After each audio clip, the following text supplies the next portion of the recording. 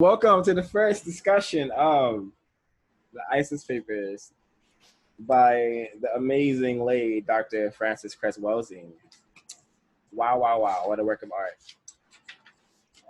So before we get started, does anyone have anything right off their mind that they're like been inkling to share, perchance? Is there anything that like, wow, I just, or can I can also ask, what did you guys, how did you guys feel after reading the introduction? Like, did you guys feel some kind of surge of energy, or were you like, I don't know? So, if you would like, please answer that question. Well, I wouldn't necessarily say a surge of energy, but I never heard of this person named Neely Fuller before in my life. That's not a person who I can ever say I'm familiar with up until this point. And of course, I still don't know, but I would like to know more about that person. And I think that's pretty interesting that this book introduced that person to my mind.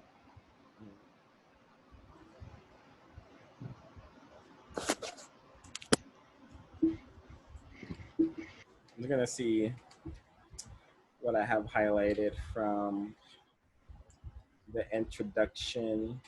Well, I personally have read the introduction so many times. I get a surge, charge of energy every time because I don't feel any person, especially black, non-white person, should be plopped on this planet to mill around not thinking about white supremacy. I just don't think that's a helpful lifestyle for a person to live. Even if they're able to somehow miraculously avoid white supremacy that affects their entire life, I don't imagine what kind of like fulfilled, constructive life one can have while this beast is afoot. This beast that we call white supremacy, racism. I mean, well, people who participate can definitely, unfortunately enjoy the fruits of that labor. But, Yeah, for sure. Yeah, I thought I have something to say. To me, this was the first literature that extensively not only informed me what I know what white supremacy is, but I had no idea that white supremacy was directly connected to white genetic survival. yeah. And that needs to be unpacked like worldwide. I also didn't until reading this chapter, I was not aware that white people inherently have all this animosity and self-hate and like fear towards annihilation, because it's all visible in their behavior patterns. White people are definitely not to be trusted, of course. We all know that already. The further you are from the computer, the harder it is to hear you. I can hear him pretty good. I'm on my phone. Yeah. I'll put the phone closer to you. Yeah. But like all I'm saying is that it exposed me to like the whole theory of white genetic annihilation, and the reason why white supremacy is maintained and refined so well. Yeah. There's a lot more, but I'll get more into detail when we start our actual discussion. Mm-hmm.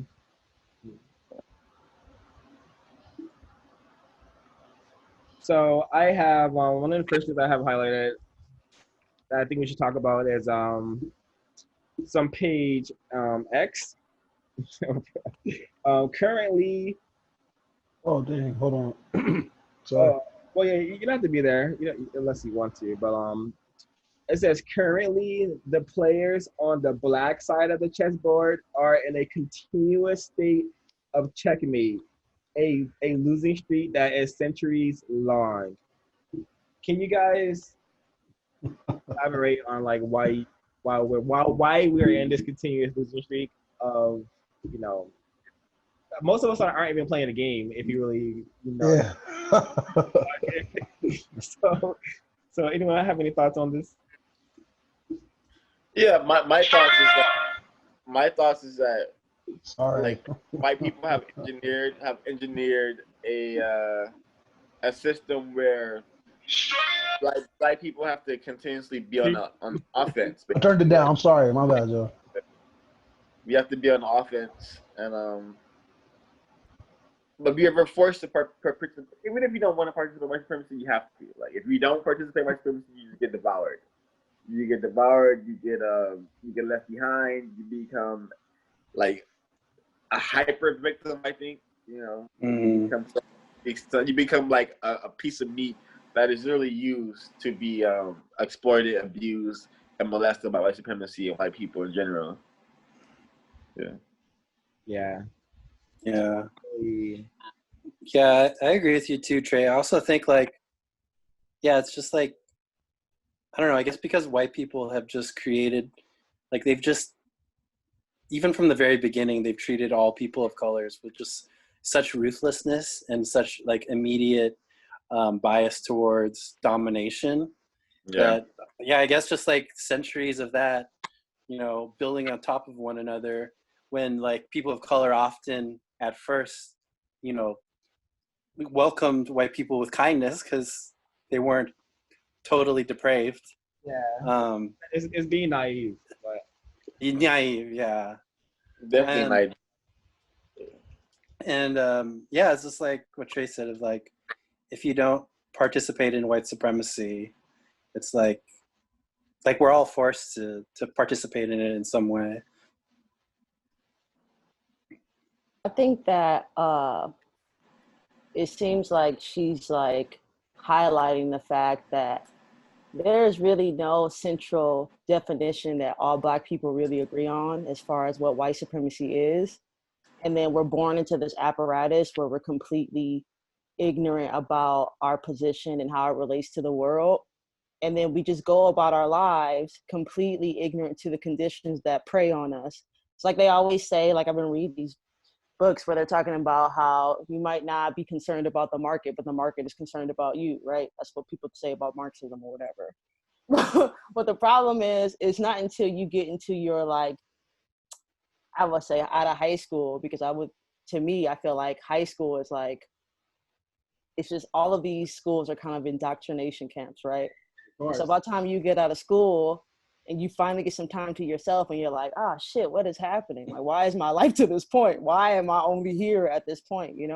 After you're done watching TV, they've already extracted all the labor they need out of you. And they've already got you vested in the system, and you don't know how to surmount it or get out of it or how to use it to your advantage. So in that way, they have a leg up on generations and generations of Black people who have no clue that a system is even preying on them in that way. And when we say system, we are referring to racism. We're all referring to racism, white supremacy, right? When we say system, that's what we are referring to. Absolutely. I think what was dope about this introduction to me was that I think in my experience, I've used racism and white supremacy interchangeably, like unbeknownst to the fact that I'm saying the same thing over and over. I've been saying it's great to see that, you have somebody who's putting the words that we use interchangeably and finally saying they're the same things. Yeah. This is my first, I love to say I've been unaware of the expansive prison system we currently are under. I've been an unaware prisoner of war for 29 years. I just developed the connections to how vast the system was. I didn't think racism was such a big deal. I knew it existed, but I was not aware that it had such a genocidal effect on people. So that's my mistake, unfortunately. But yeah, now I have the tools, white supremacy, racism. Now it's just that a lot of people do not use these terms, and when they do use these terms, they are not referring to a sufficient definition.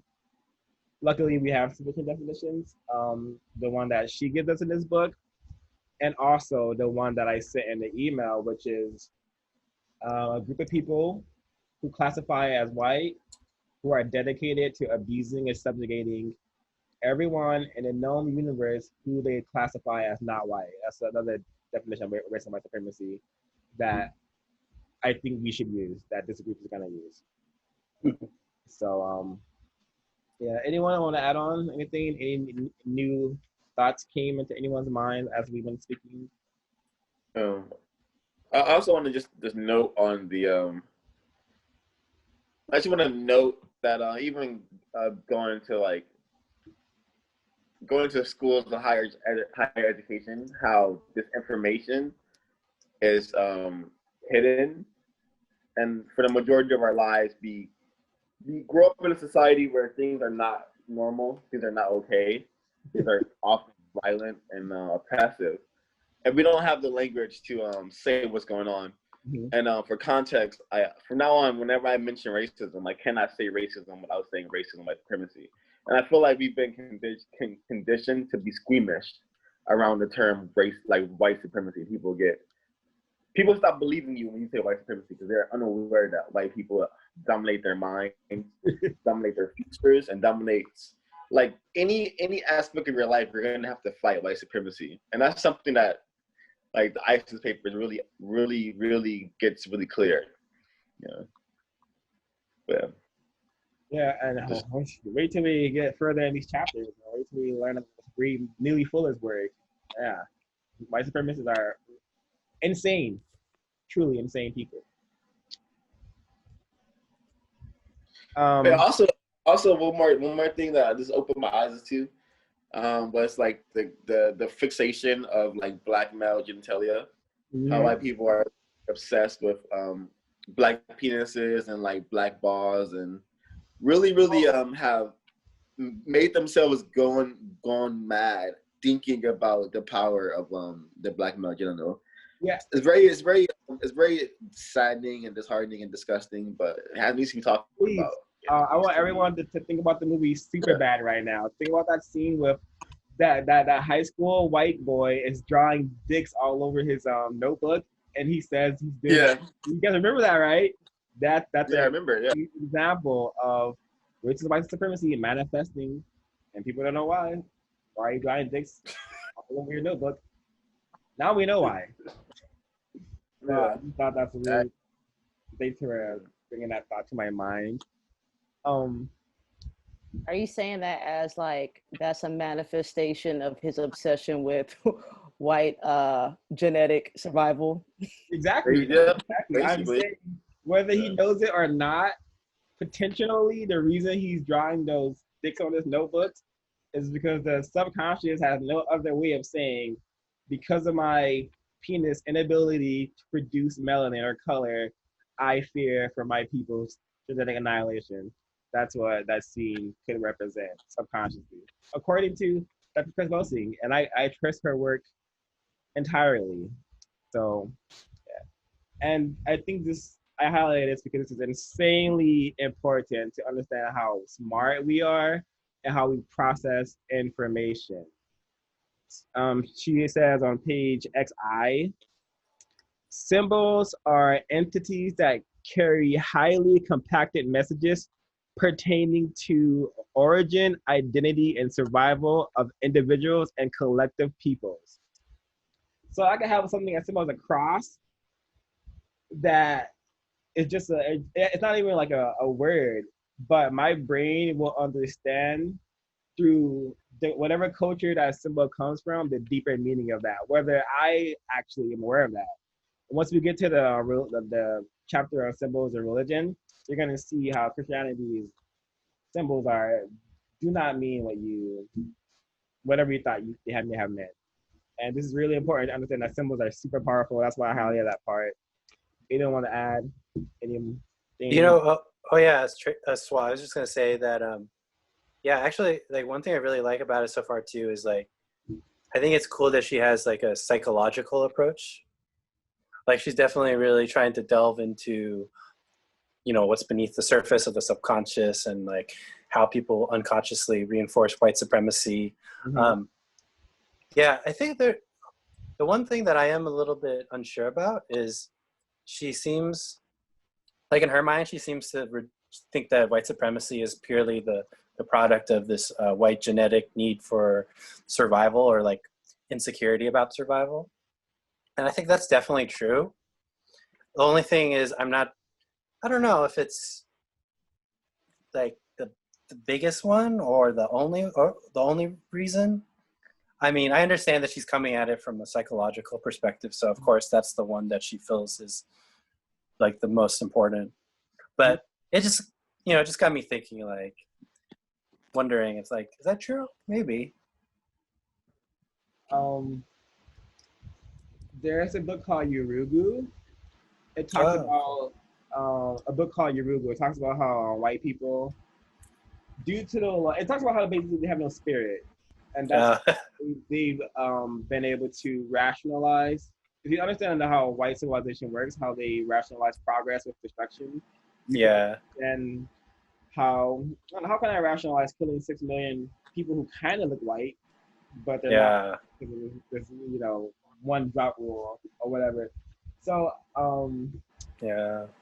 and also maybe once you read a little more further into the chapters, you'll start to see it make a lot more sense. You'll start to see how ties together, how the lore of white supremacy is very much embedded in every kind of mythology that we know, Greek mythology, all that stuff. Anyone remember on the oh yeah. Yeah, so I had similar thoughts as Matt, and I think that I think a part of it too is she's trying to say that these are like the origins, like where it begins. It manifests and reverberates in other parts.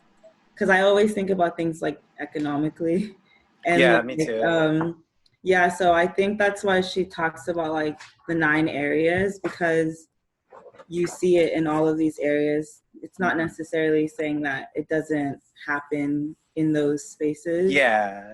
It's just saying like when white people have kids with people of color and they see that their kids turn out to not look white whatsoever, they realize that if this keeps happening, who will white people be? Will there be white people?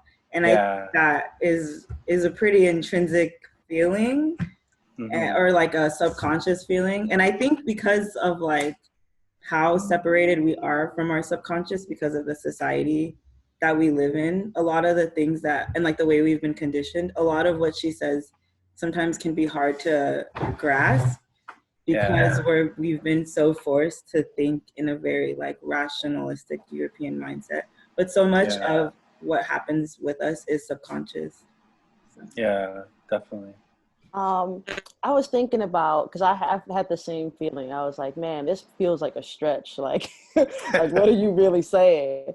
Because there's one part where what she's saying is like, why do I have skin envy, right? And that's, to me, sounds kind of like Sigmund Freud's like, oh, women grow up and then they get penis envy and then they get a huge amount of anxiety around the fact that they don't have penises. Into which I was like, I don't remember ever feeling that in my life. I feel like I'm straight. So like, you can tell she's very influenced by Freud because she brings him up quite a few times. No, later in the chapter. Oh, really?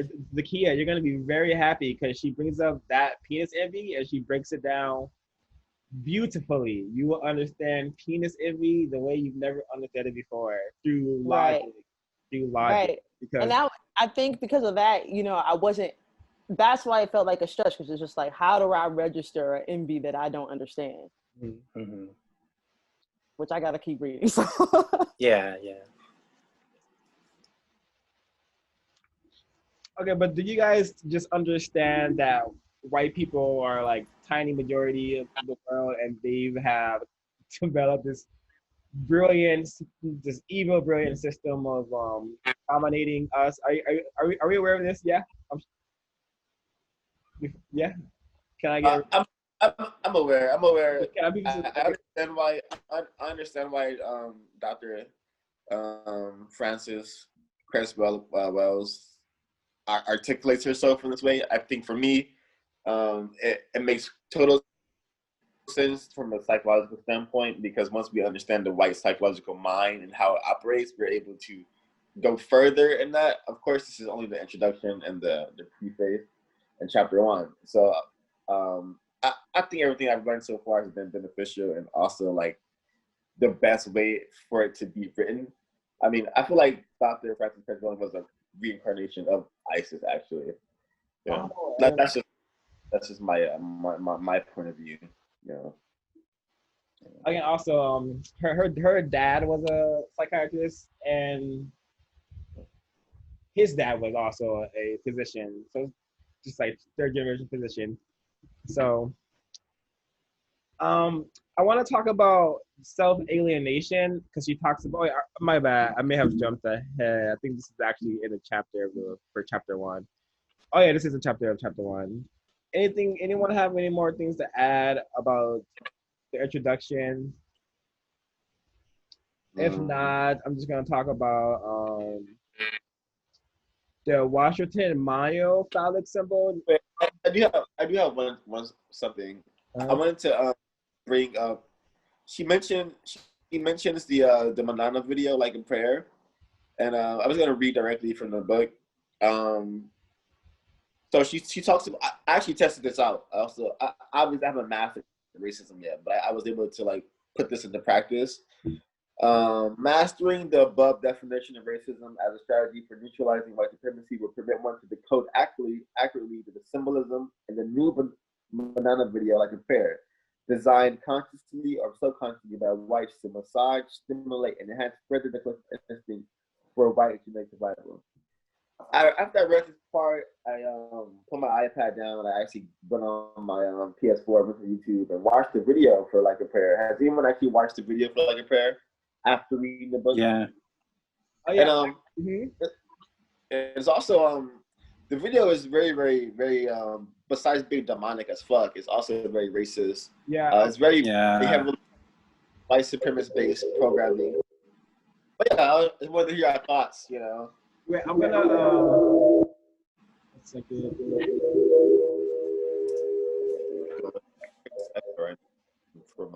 I think. Okay. You I hadn't watched the video. your other computer. Okay, so I'm gonna try to. Oh, actually, hey, this reminded me because I took screenshots of that. Yeah, there's really uncomfortable scenes of this white woman with. First of all, this is the first time I noticed that Madonna had blue eyes, which I think is, you know, interesting. Also,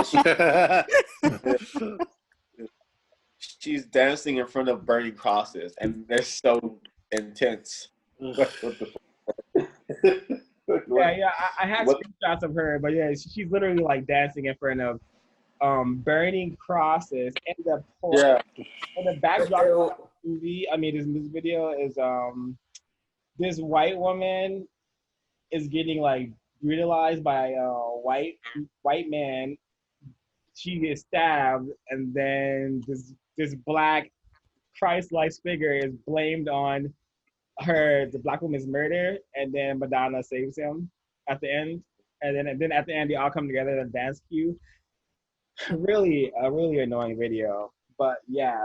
What's the name of that video? Like a prayer, Madonna.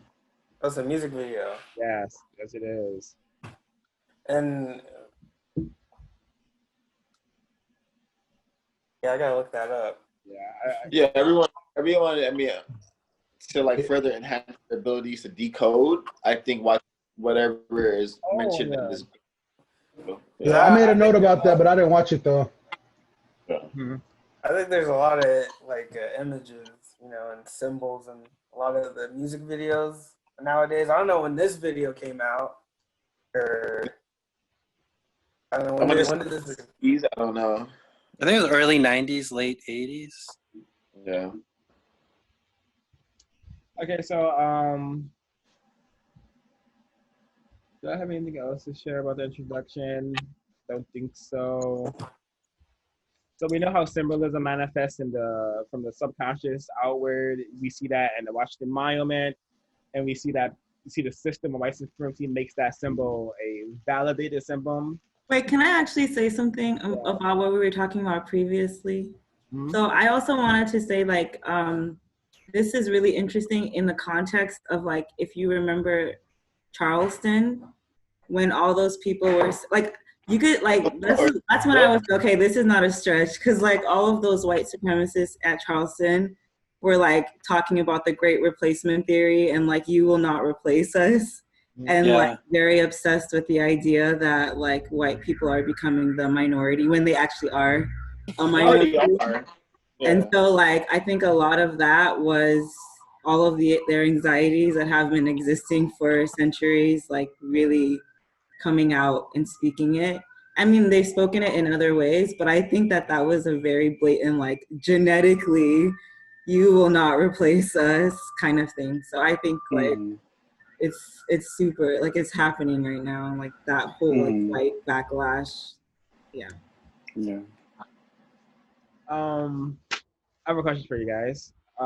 So since reading this book, have you found yourself being more vocal about racism, white supremacy, or understanding it more, or are you still confused about what's going on in the world? I think that the term white supremacy is more important to use because everybody knows what racism is and everybody can understand the concept of racism.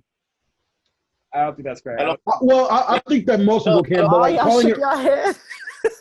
Well, I mean, I think that most people do understand the concept of racism, but to call it white supremacy is to like make people fully understand, because I never thought of racism as white supremacy. I never even put that term white supremacy and racism together as the same thing. To a certain emphasis, it does. Yeah, I feel like calling it white supremacy is like it's like really putting your fucking foot on it. Like this shit is serious, bro. Like you know what I'm saying? Like it adds like more dread to it, kind of in a way. Like I think a lot of people do not understand white supremacy as racism and racism as white supremacy. I think that's the whole.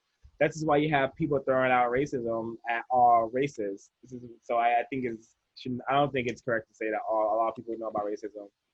Well, what I'm saying is like as far as like defining it as white supremacy, definitely most people don't even think that far about that situation or the terminology. You know what I mean? Like. Yeah, I think you're trying to say like everyone knows like racism exists, but nobody understands it. Like, I guess at that level, like maybe. I want to jump in. Basically, I disagree. I think most people don't know what racism is. I think most people have been so brainwashed and so conditioned that they can't fathom that racism is an actual global issue. So.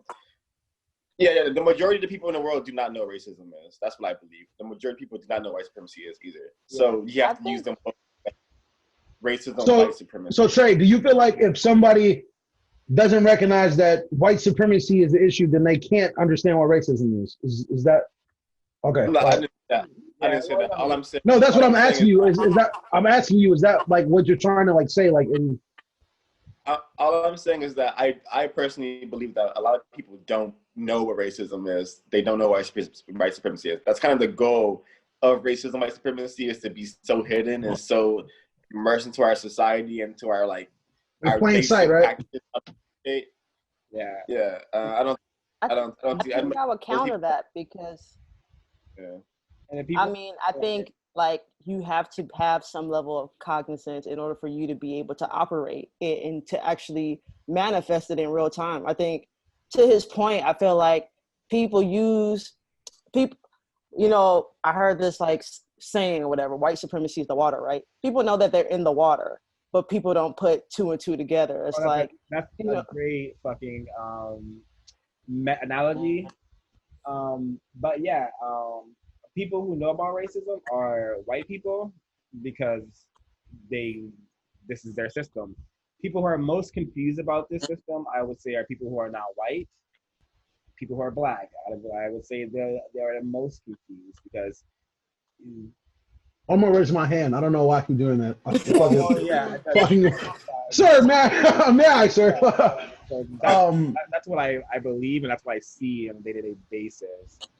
So you don't think that, even to a small degree, that like there are some white people who are not aware that they possess like the power in white supremacy? Do you think that there are white people who are not aware, like of the power structure that white supremacy can afford them. So naturally works for them that it's their natural existence. They're not aware of it.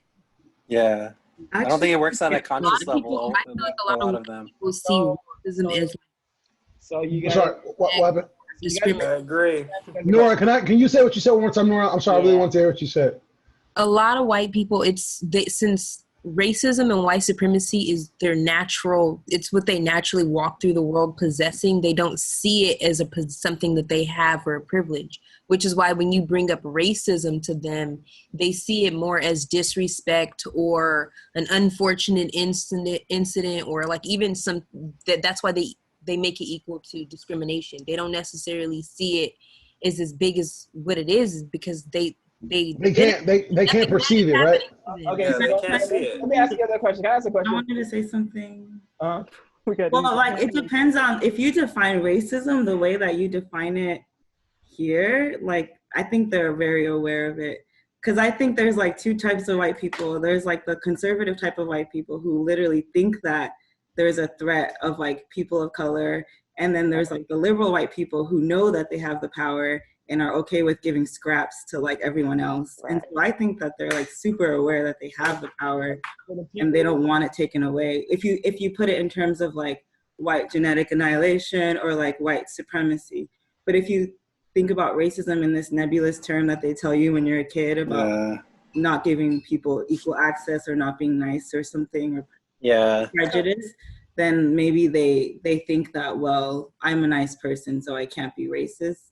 But if you talk about actual like white genetic annihilation, I think that something like happens. Like, That's exactly what I was saying. Let me ask my question. I like that. Please, can I ask my question? So, for the people who think that white people aren't aware of racism, I'd like to ask the question: if they are not aware of racism, how are they aware of the fact that Black Lives Matter is a thing? How are they aware of the stigma that the N-word is a thing that they shouldn't say? And how are they aware that, they say that that a baby can see things like people being treated differently from the age of 6 months. So how can a group of people be unaware that entire groups of people are living in a way that is not comparable to their lifestyle? How can this group of people be unaware of the system of racism? Even if they don't have a right definition, they are some way, shape, or form aware that the system benefits them more than the people who are not like them. I think we have to also be cognizant of the fact that there's a lot of white people who are not around people of color at all. So that's not something that they're consuming. And it's important to realize that all white people are not the same population of white people. In a large part, this works because the mass majority of them are those white people that are just like in these little pockets of other white people. They're not consuming what's happening to Black people. They don't even know any Black people. You know what I mean? And those are the people that help the people that are more of a minority, but they have the power. Yeah. So White people who are oblivious outnumber people that are pushing the systems in which we're really talking about, and people that are so aware of this shit, and those are the people that are navigating it and keeping it in place, and it allows that other subsection of white people who are oblivious to shit because they don't know it and they're not around it. As somebody who's like lived all over the place, I can tell you that there are thousands of white people who are not around people of color at the fuck all, so they are pretty much oblivious to this. So that's why they have that simple-minded understanding. Like there's a whole bunch of people where bad things happen to them, but that's in the past. That shit's not happening right now. Okay. But it's also like they ingest the media and like the history that we. And they're aware of Black people as a subordinate class based on slavery. They're aware of like immigration, like things like that. Their idea that, oh, people want to come to this country full of people like me. I wonder why. It must be because there's something about us that are better. And I think that you don't have to be around Black people necessarily to like take in white supremacy because it's exactly so ingrained in our history and our like school system and our media. I think segregation proves that you don't have to be around Black people to hate Black people or be aware of racism. So I don't understand that correlation, TBH. But one thing before swap, I just wanted to also add on to what Nora said. One other thing that I think should be mentioned is that some white people actually live their entire lives without ever coming into contact with Black people or people of color. Right. And Okay. So yeah. I kind of had something to say about. Oh yeah, well, kind of adding to what Nora was saying and answering you, Swal. I think like there's a lot of white people who like white supremacy is such a natural part of their being, and it constitutes so much of their identity and every aspect of their lives that it's not even like at the conscious forefront of their mind. It's just like I don't think about breathing, but it's something that I do all the time, but it's not a conscious effort with like my mental state. And I think there's a lot of white people like that, where it's like they are aware of white supremacy in a certain sense, but not necessarily in like the cognizant mental sense. excellent. If that makes any sense, I don't know. Great point, because culture is what you do. I just want to piggyback off of what you were saying. Like, I was watching that documentary. I don't know if you guys seen it, The Color of Fear. Yeah, I've seen that. And it trips you out because if you watch it, there's this one white guy who was just tripping up the progress of everybody. Oh, I know. And so everybody's just sitting there, and it begins to be like, damn, is this the white guy show? Like, are we really sitting here trying to babysit this dude through some kind of intervention? And I think for the most part, I think that we underestimate how much white supremacy is a spiritual and an emotional warfare. And that a lot of white people are taught not to buck the system, because when people think about the oppressed state that is America, they tend to just put it on people of color. But oppression is America. It's on both ends. I always like when I talk to people that are like people that I consider my friends that are white, and I'm like, how is it that we go through school in America, but we don't have the same history class? Like, how is it that you don't know my history, and how is it that I don't know your history at all? Do you think that's by chance? Yeah. And so there takes a level of oppression on both sides, I think, to maintain white supremacy. And I think that people who have white bodies definitely benefit from white supremacy, but they're just as, oppressed in a different way. Okay, I have another question for you guys. Do you guys think people who are quote unquote unaware and quote unquote oblivious to racism and white supremacy can still maintain and refine the system? Yeah, definitely. Definitely. Them more than anyone else. Yeah, they don't even know what they're doing. They're programmed. They're just, a lot of white people like wake up, you know what I mean? The same way like we did. Like, we went through all the way through high school. Yeah, we have a certain understanding of racism and how the shit works. And then those of us who are like, in a position to where we were to go to college, we started to wake up and see that shit on a whole nother level. I feel like for some white people, they have that experience, and the other white people, they just go with the program. Like a lot of people we know who just went with the program, you know what I mean? We're programmed. And so they continue to push a certain part of it in that certain agenda, the same way that we unintentionally push that agenda of white supremacy and how it works against us. Yeah, I and feel like it, Yes. We are all trained to support the system. Indeed, yes. definitely. Yeah, you can go ahead, Ash. no, go, it's fine. I lost my thought. Just please go. I was just gonna say, like, I just feel like I used to feel that way, but I don't feel that way anymore, because I really feel like it like, I feel like a lot of us put so much kid gloves on white people, and I feel like when we say that, we do it, because I feel like I just don't, maybe I'm stuck in my body, but I also went to like an all-white school and like a high school, and they definitely were aware of race and like were aware of like their power. They were all around white people, but they still drove through neighborhoods that were Black neighborhoods that were like not looking like how pristine theirs were, and like they still heard the things that their parents said, and they still had the news and all of these things. So it's really hard for me to believe that they just exist this way without knowing. I feel like once they're kids, if you're a kid and you like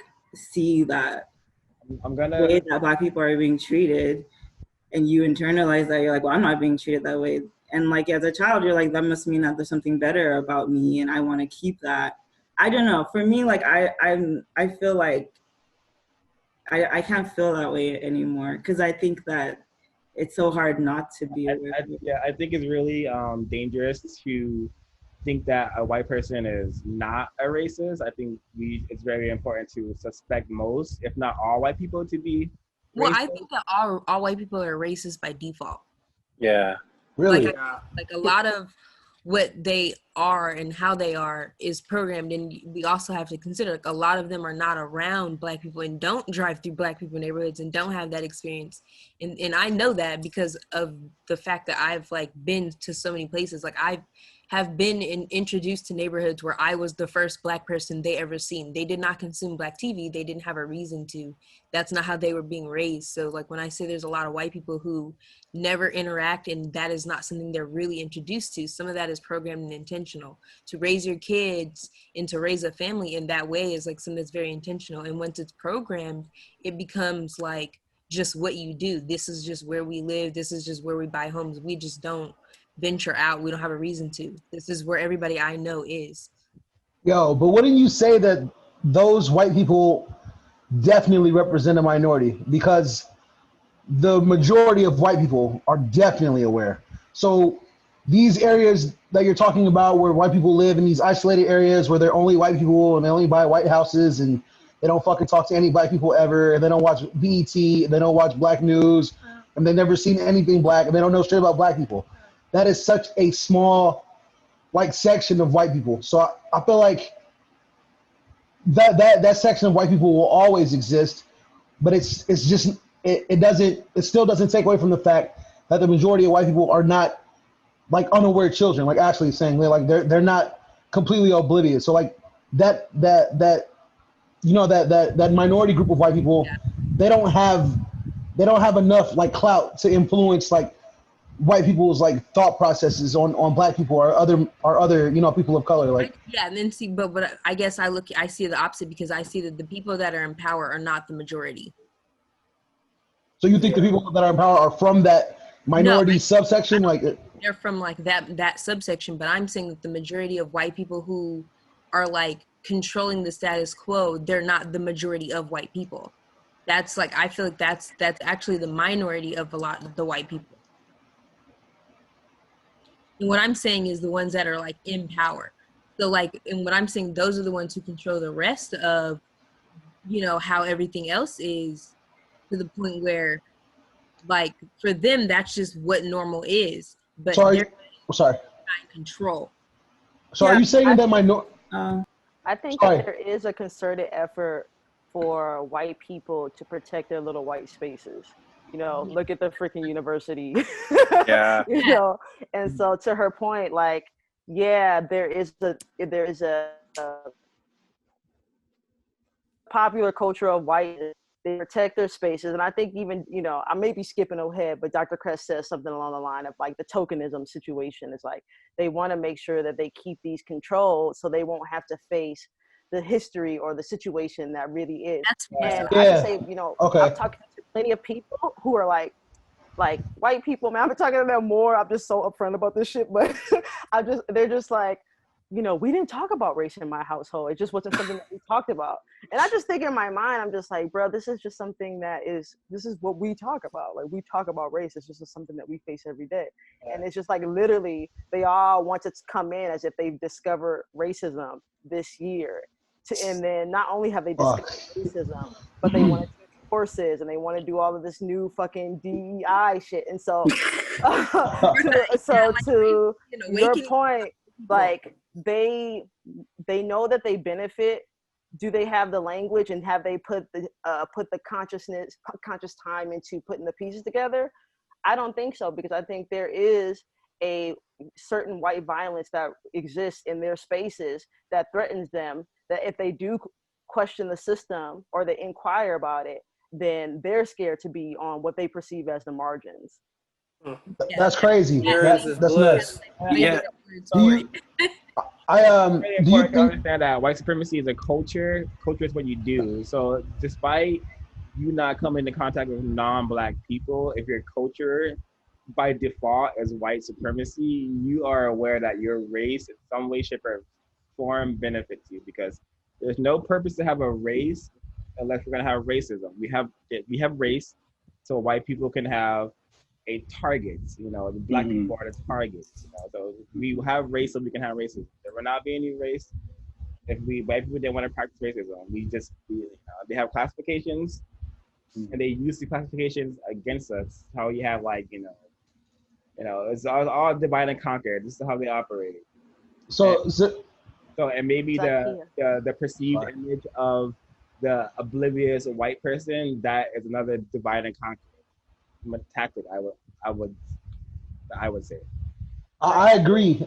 I wanted to ask you, Zakaya, do you think that like the white supremacist power structure, the white supremacy power structure allows for those white people to exist, the ones that don't know anything about black culture or about non-white people? Do you think that like white supremacy is allowing that subsection of those white people who are oblivious to the reality? Do you think that white supremacy allows that shit to exist?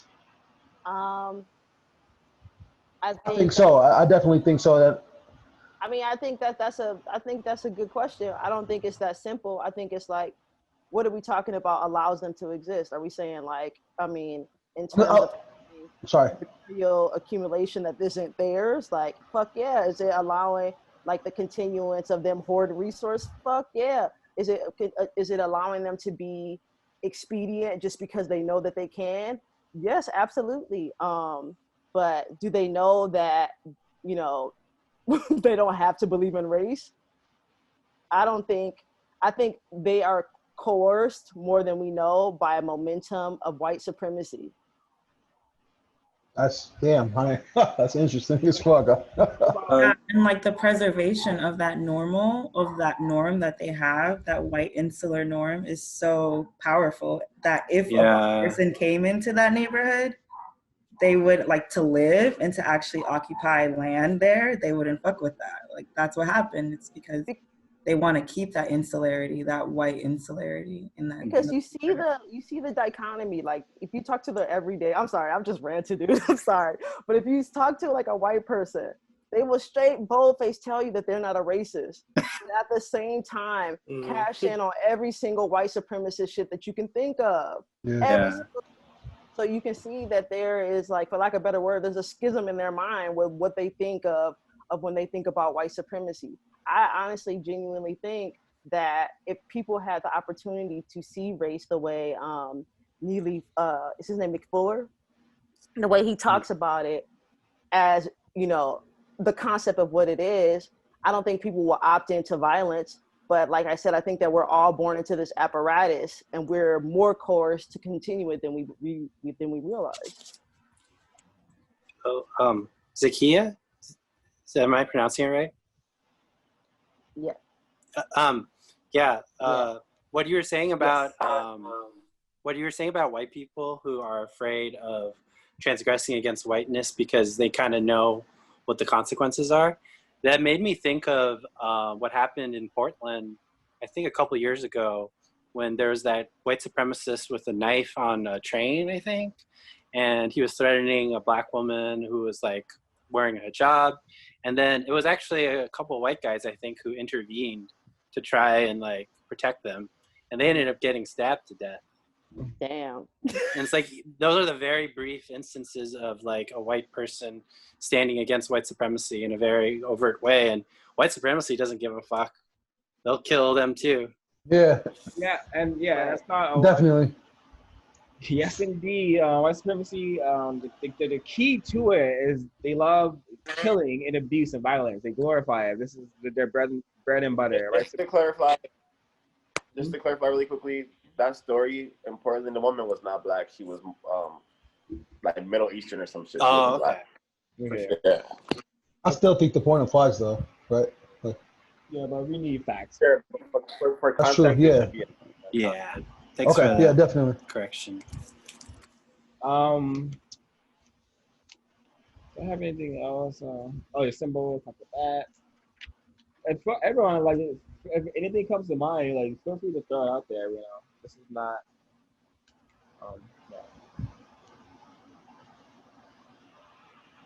Yeah. Yeah. So I'm gonna read this from page 4 of chapter 1.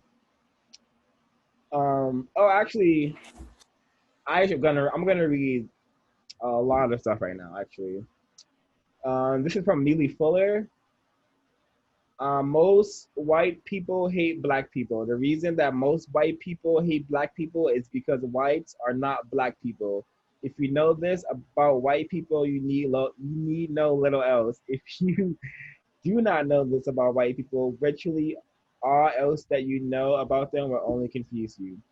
To take Fuller's account a step further, it should be noted that in the majority of instances, any neurotic drive for superiority is usually founded upon a deep sense and pervading, upon a deep and pervading sense of inadequacy and inferiority. So we hear from this, from Dr. Cress Welsing and Neely Fuller are implying and saying outright that, white people hate black people because they're not black, because of their inability to produce melanin. Yeah. Does it sound about white to you guys or what? That's a phrase, man. That's a phrase. Yeah, it sounds about white to me. Yeah.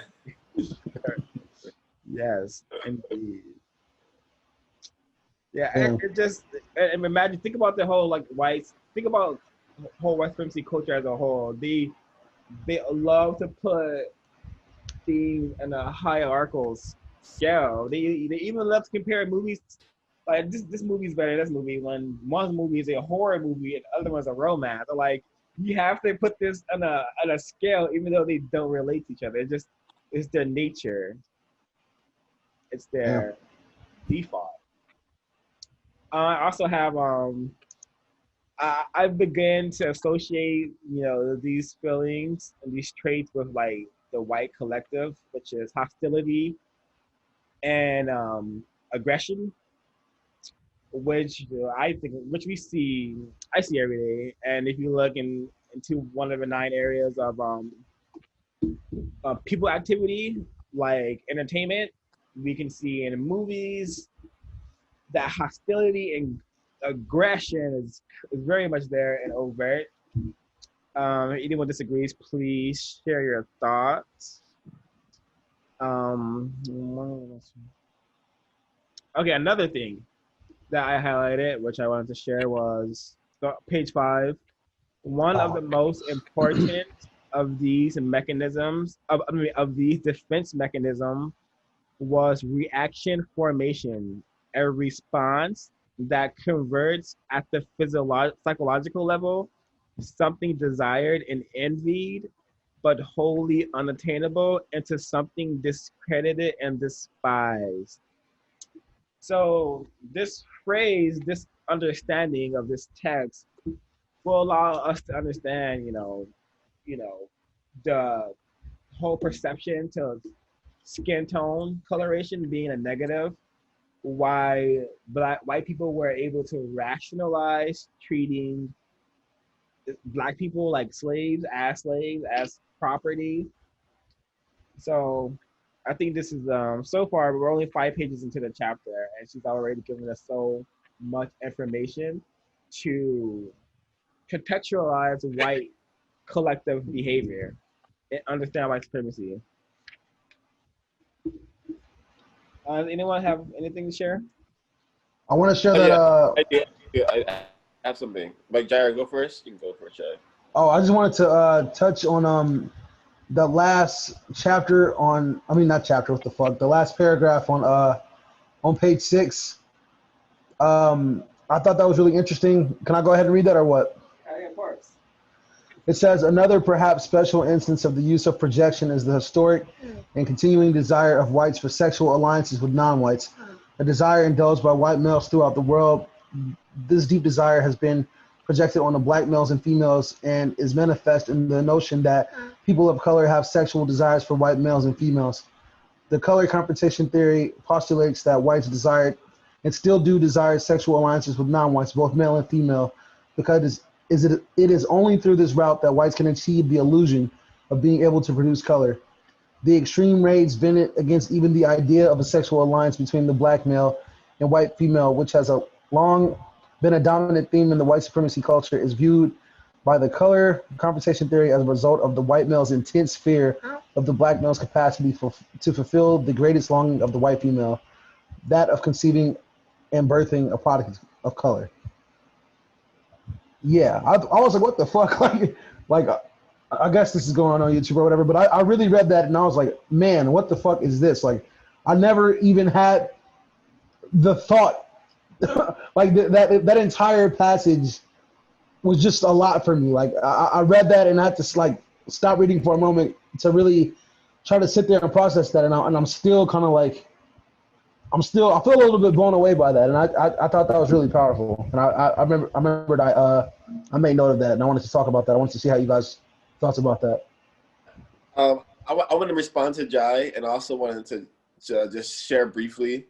What I love about the ISIS paper is that there's so much information, and I think it was Confucian who said it is up to us to share as much information that we know about a subject. So if you like know a bunch of shit about stuff and you think it's valid information, you should try to share all of it. I think that's what you try to do. Proverb, each one.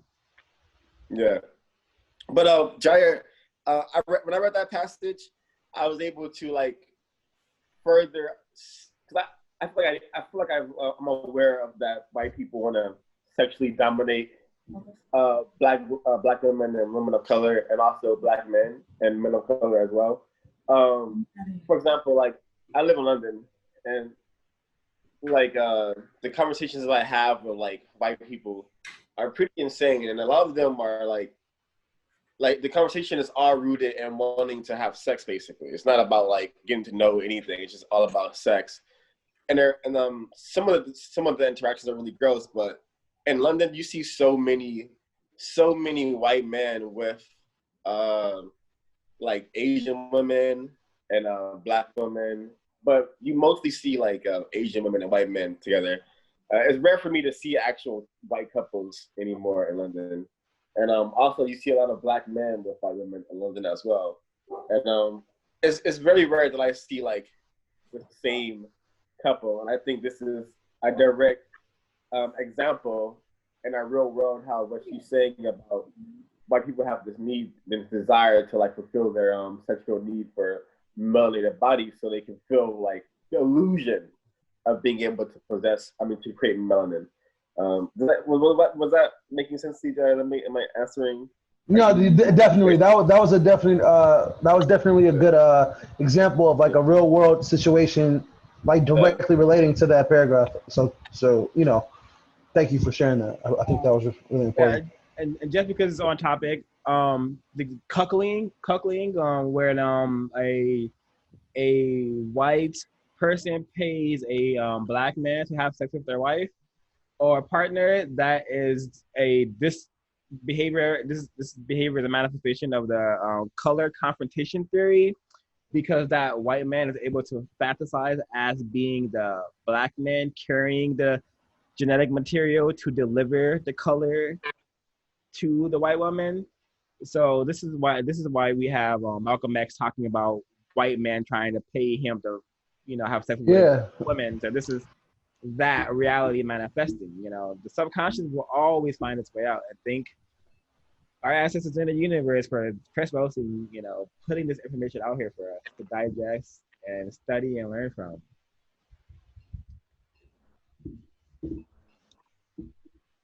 Yeah. Yeah, like Elliot Rogers, the person who did the shooting in Santa Barbara, he like wrote in his manifesto how when he learned that a black guy like lost his virginity to a white woman at 13, or a white child too, I guess, at 13, he cried for days or something, and he called his mom about it, crying because he was so confused as to how someone so like stately as him with like pure English blood or something couldn't like Like, yeah, it's just very, it's like the projection is like really real, and that like obsession with like the black male. Yeah, and just because I did so much research on Elliot Rogers, let me quote here really quick. He says that I am a descendant of British aristocracy. He a descendant of slaves when referring to this black man who told him that he had sex with a white woman, which caused Elliot Rogers great distress. He went and cried on the phone to his mother about this interaction. Actually, this is written in his manifesto. What the fuck? So yes, so yeah, That's insanity. That's too much. He told what I told you guys to his mother. Man, that's fucking nuts. That's fucking crazy. Okay, I want to talk about projection, because I think you know, we're all going to be dealing with this forever. Projection until the system is over with. It's on page 6, and it says, furthermore, White set about the huge task of evolving a social, political, and economic structure that would support the myth of inferiority of blacks and other non-whites, i.e. slavery, creating ghettos in the hoods. An additional psychological defense maneuver utilized by whites has been that of projection. Feeling extreme hostility and hate towards non-whites, whites began the pattern of saying that non-whites hated them. So this is where the fear of black supremacy comes from. Like, people think that, like, if they are not brutalizing us 24 hours a day, that we would somehow like uprise and want to kill them all because they project onto us their insane mentality. I don't want to go kill all white people. I just want to stop being brutalized. I just want to have a world of peace and justice. I don't want to go castrate white men and hang them. I don't want to go rape their white women. I don't want to go boil their white babies like they did my ancestors. I don't want any of that. You know, I just want peace and justice. But because of projection, we have even a mention of, wow, racism, white supremacy kind of sucks.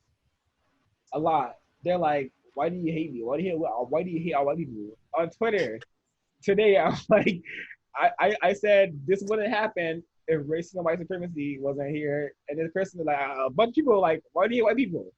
Why do you hate white people? I'm like, geez, It's the whole point, huh? Yeah. Missed the whole shit. Do you think that they're conscious of the fact that you're saying that you hate white supremacy has nothing to do with them? No, I see the whole thing. I don't say I hate anything. They just project these things onto me. You know, I don't say I hate anything. I like on Facebook. I talked about racism, and this white woman from my middle school days, high school days, she said she unfollowed me because I hate white people. You know, and I'm just and that's crazy. Can't even handle the smallest amount of criticism. That's fucking ridiculous. Yeah, so this is just like the comment. This is like very important to understand what projection is. Also, in the book The Delectable Negro, when the Europeans first interacted and made contact with the blacks in Africa, they projected onto the Europeans cannibalism and savagery, and then went on to make those people slaves and rape and eat them for 400 years. So this is what projection is. It's this insanity that, okay, these people, they eat people. I know that for sure. Next thing you know, you're making that turn as grease. You know, so reading is very important. We have to arm ourselves with the knowledge to combat this evil.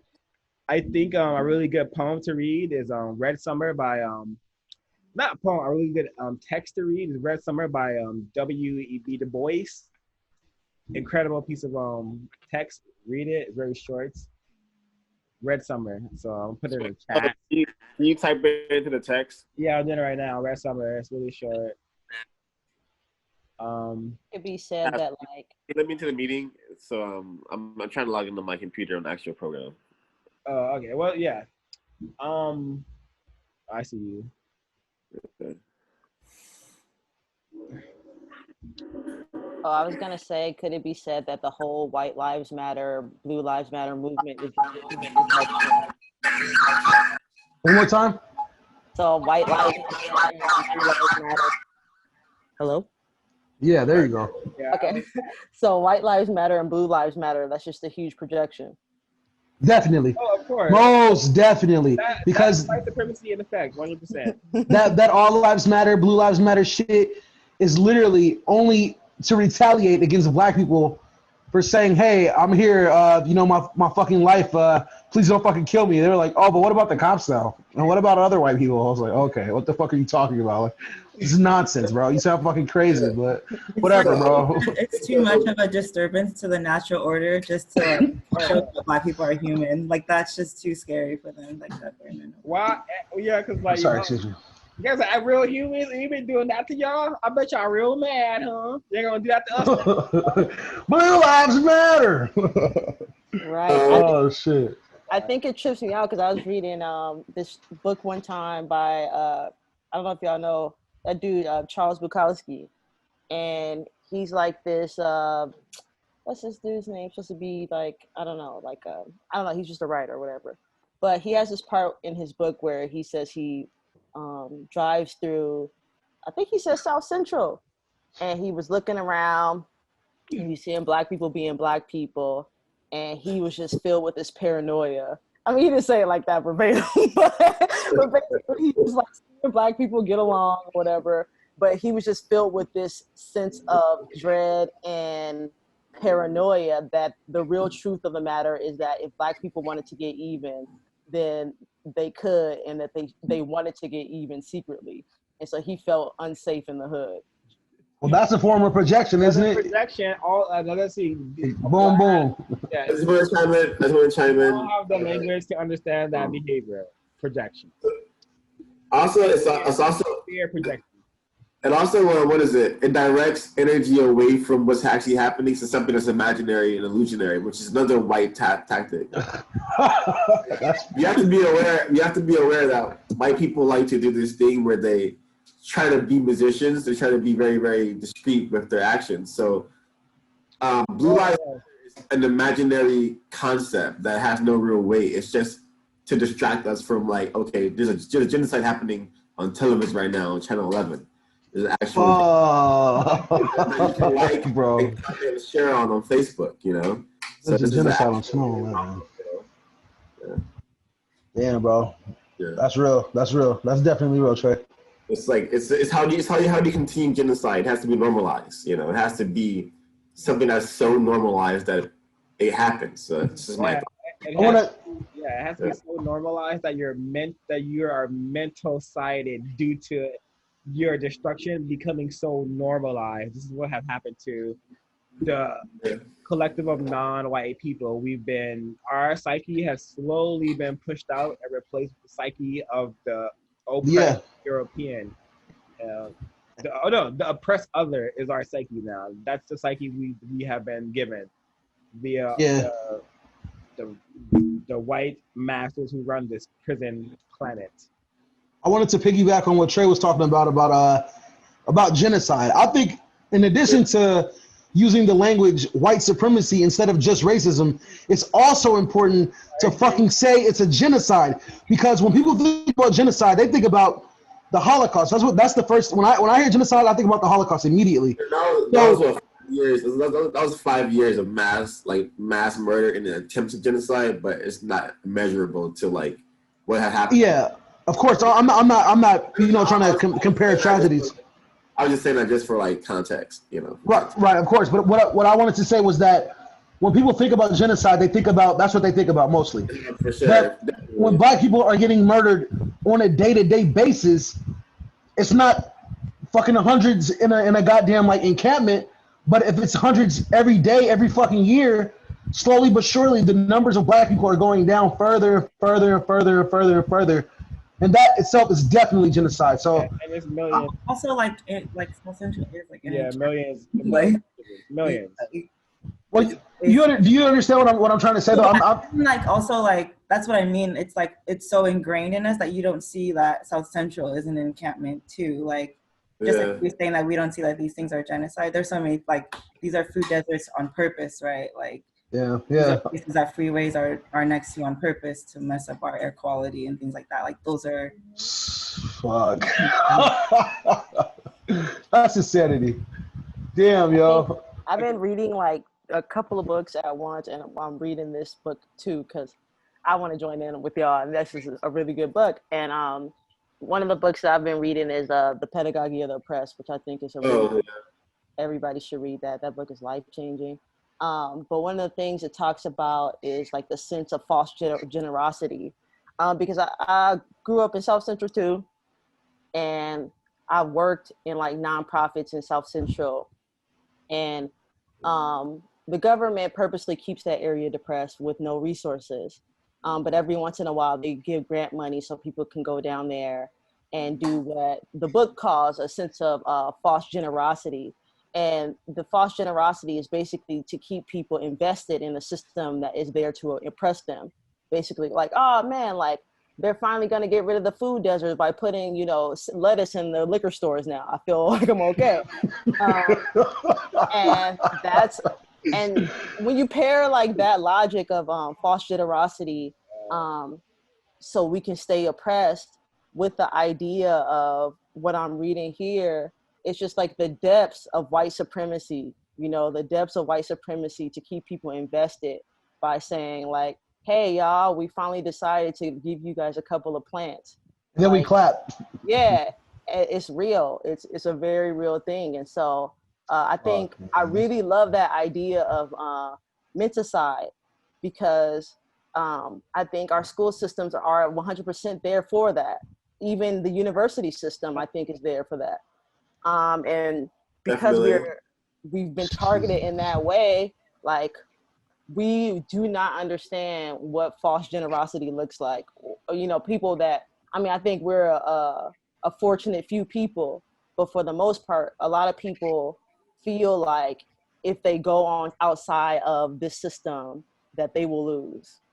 And then we become grateful for crumbs. Like that false generosity concept, that is what it is. That's exactly what the fuck it is. That's crazy. I just want to chime in. Oh, sorry. But I just want to say something that directly that was inspired by what Zakia was finishing off on.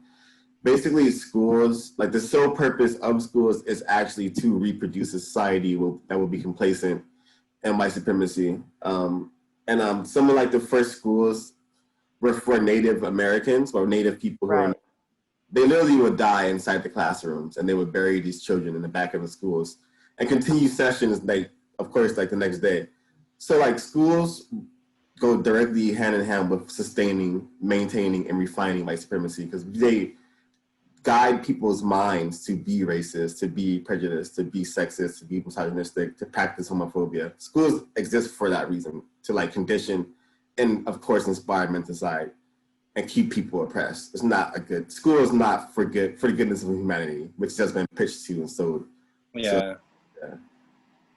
I have a question that might throw a wrench in everything. Yeah. So in Cress color confrontation theory, she basically, it's like predicated off the fact that you know, white people are people who are suffering from albinism, and that once they were born to African mothers, they were shunned away. Then they had to migrate, and then they created their societies. So I guess my question, I think that I want to understand, or I just kind of want to throw this out there to see what you guys think. I feel like with people of color, especially Black people, especially Christian Black people, there's this disposition to be like, we need to turn the other cheek. We need to see them where they are. We need to talk to them. We need to make things right. And I want to understand, do you guys think that there's any, okay, so if we're saying that white people are bridging over their anxieties about being white and being shunned away, could the same be said about Black people when they choose to engage white people in a way that helps them for some kind of Black guilt? I want to say that we should understand that the way white supremacy is maintained and refined is through two very simple things: deceit and confusion. Okay, so if it's causing confusion, then it's supporting white supremacy. If it's deceitful, meaning not true, the Bible is not beneficial to any black person at all. So, Anybody. yeah, but yeah, I would say anybody, but black people, Yeah, no. Bible sucks. So, that I would grew up in a Christian household, and I had a conservative Christian homeschool curriculum. It was bad. There's so many Take pictures that, of Reagan. Jesus. What the fuck? yeah, man. Oh So, no! like, I want all of us to understand that deceit and the confusion is how this thing keeps on going. The confusion causes what you need, causes the chaos, destruction, and niggas killing niggas, the black people killing black people, everything. It causes everything you need to keep this shit going. It's So, the circle of life. So you see you go to church. It's the circle of death, Jair. Yeah. Circle of death. Every Sunday you go to church and hop around and praise the white Lord. That's white supremacy. They fucking make you believe the lie so much. You get up every fucking Sunday with your whole family, and you got to get dressed the best you could possibly get dressed to go impress white Jesus. You can tell them all the bad shit you did this week, and they'll forgive you. So whatever, all good. Like, it's fucking nonsense, bro. I want to turn the Christian viewer. So let's not. Oh yeah, sorry guys, my bad. I want them to learn that, like Christian viewers, please stick with us until we get to the chapter on Christianity, which is chapter 5, please. We need to chapter 5. Yeah, Ronald Reagan's not so bad. Ronald Reagan's okay. And learn from this. Try to keep the religious hate to a minimum. Yeah. Definitely. It's just like religious reality. We're calling religion what it is. It's reality of this. Well, I don't like all pieces of fiction, just some, Like. All right, I'm done. Come on, let's get it. Let's do it. One more thing about the King James Bible, which is so funny that King James written by white men, who at the very beginning of the book says, "Okay, I this is my version of like this Lord. I'm gonna like rearrange it however I want, and of course it's gonna support white supremacy, but I'm just letting y'all know that this is my version, and yet niggas still believe it for some reason. I don't understand it. Because God said, Swar, are you deaf or what, bro? All right, let's keep it pushing. Oh my God. So do we see the sexual degradation of these so-called white albino mutants? Do we see this manifesting? Do you guys see that them using sex as a way not to procreate, but to dress in a maybe leather suit and beat the fuck out of each other? Maybe they use sex for that. Is that what sex should be used for? Is that the biological purpose of sex, or is that not what sex was initially intended for? I mean, I really know how to answer that question. That's fucking crazy. Wait, what was the question? I'm asking the question. Do we see sexual degradation? Do we see the color confrontation theory of the sexual degradation manifesting? Do you see that in our today's culture and society? Do you see why people not caring about sex in a way that sex, typically should be cared for and utilized for, which was, to procreate, to reproduce, but sex has become this thing of debauchery. It's portrayed in such weird ways, and it's portrayed in like such a meaningless thing when initially sex was used to reproduce your self-image, your child, your culture, your precious, I feel like it depends on if you think that sex is only supposed to be for reproduction. Like sex can also just be for pleasure as well. Like it doesn't always have to be to reproduce. Of course, that's the biological goal. That's the biological natural order. But sex can also just be satisfying. Like it can just feel good. It doesn't. Yeah, to result in a baby. I'm a little bit wary of this notion that sex is like intended, as if there's an intention anyways, because but of like, for procreation. I mean, there's plenty of examples of animals in nature who just have sex with whoever they want, whatever they want, and they're not always doing it for procreation purposes. Like bonobos just have sex with everybody. Like I think everyone. like do we have animals shitting on themselves during sex? Do we have that happening? Because that's the kind of sex. Well, I think I don't know. I don't know. Yeah, I ain't never seen that Discovery Channel I haven't documentary, seen bro. that yet. I definitely can't speak for the fact that like I don't know if our ancestors was bringing so much intention to sex, right? But I definitely think that there is a concerted effort to make people not take sex with intention. They want it to be a thing where people are not in charge of the way that they're ruling their bodies. So if they do have children, they'll be just extracted for labor or just swept into the machine. I think that like I hate to sound like this, but I am, because fuck it. But it's just like the hypersexualization of Black people in general, as just these people who are just thinking of sex all the time, just because it doesn't give people the idea that there can be some kind of intention around sex, or that they can plan a pregnancy, or that they can choose to abstain. It only points one route, and the route is some kind of, and it only leads to unplanned a loss pregnancy. of control. Yeah, Yeah, definitely. I agree.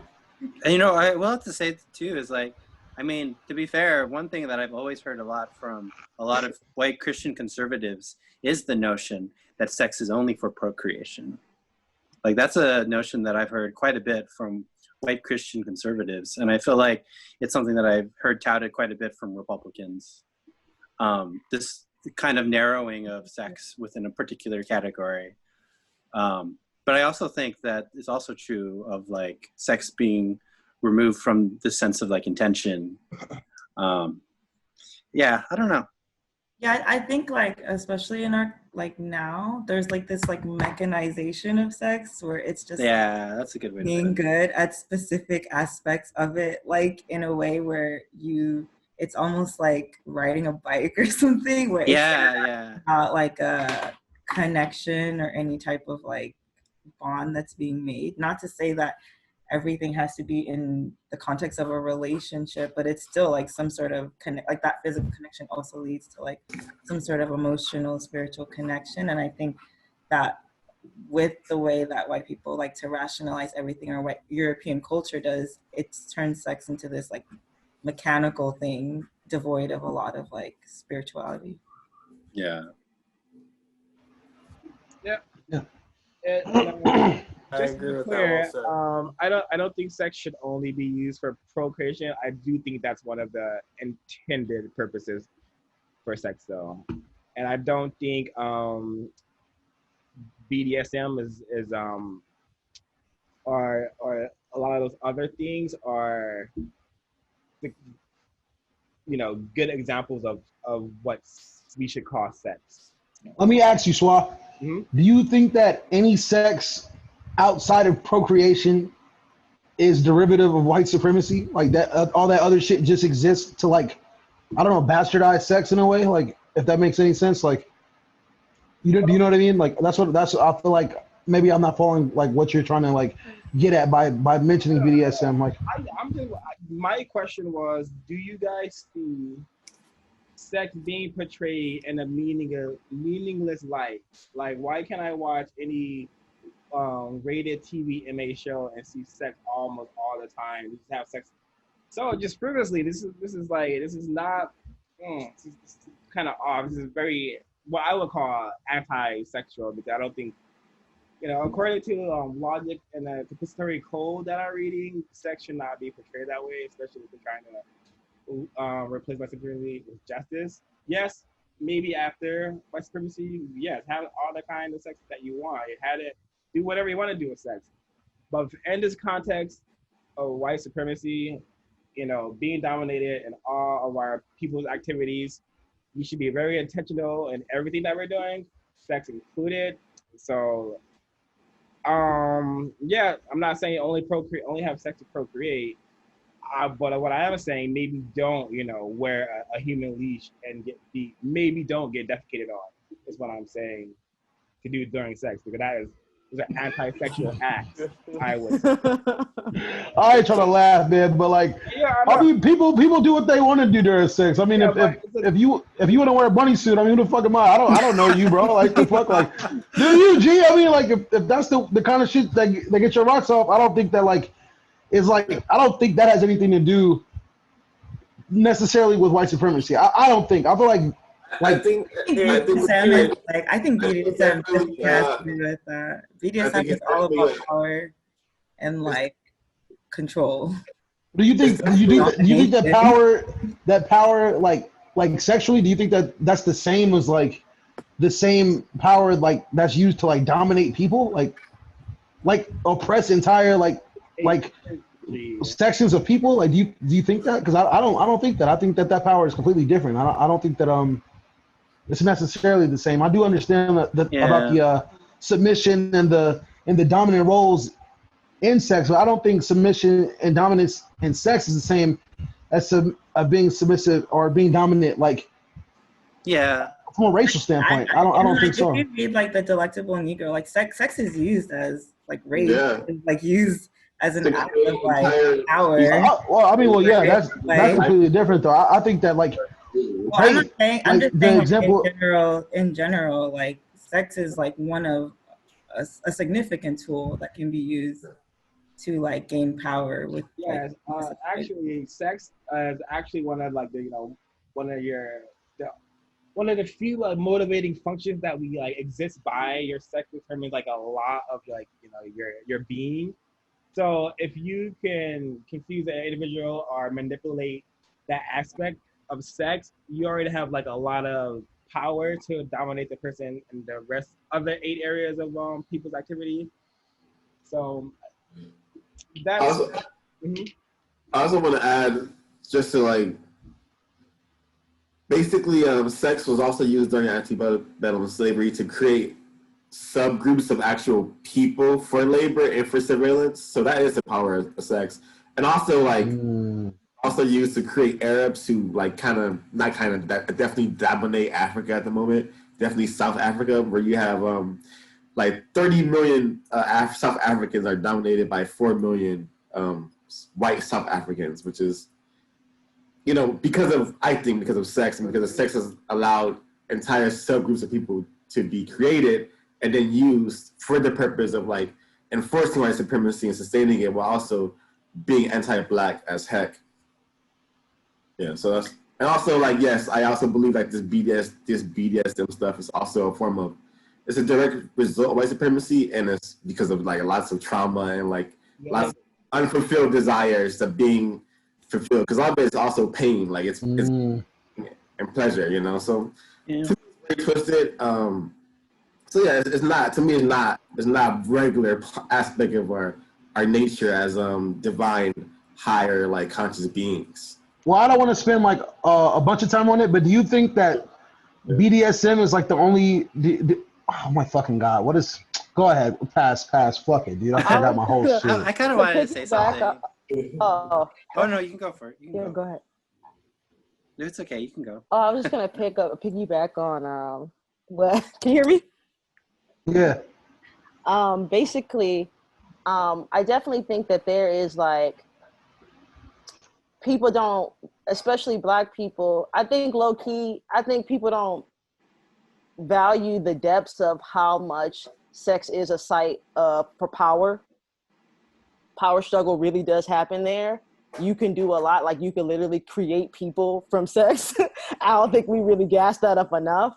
But I also think that because it's a site of power, it's also where pleasure lives, and that pleasure and joy is a sustenance to survival. Like we need that to live. Like people don't want to live miserable lives. I mean, that's literally why people commit suicide.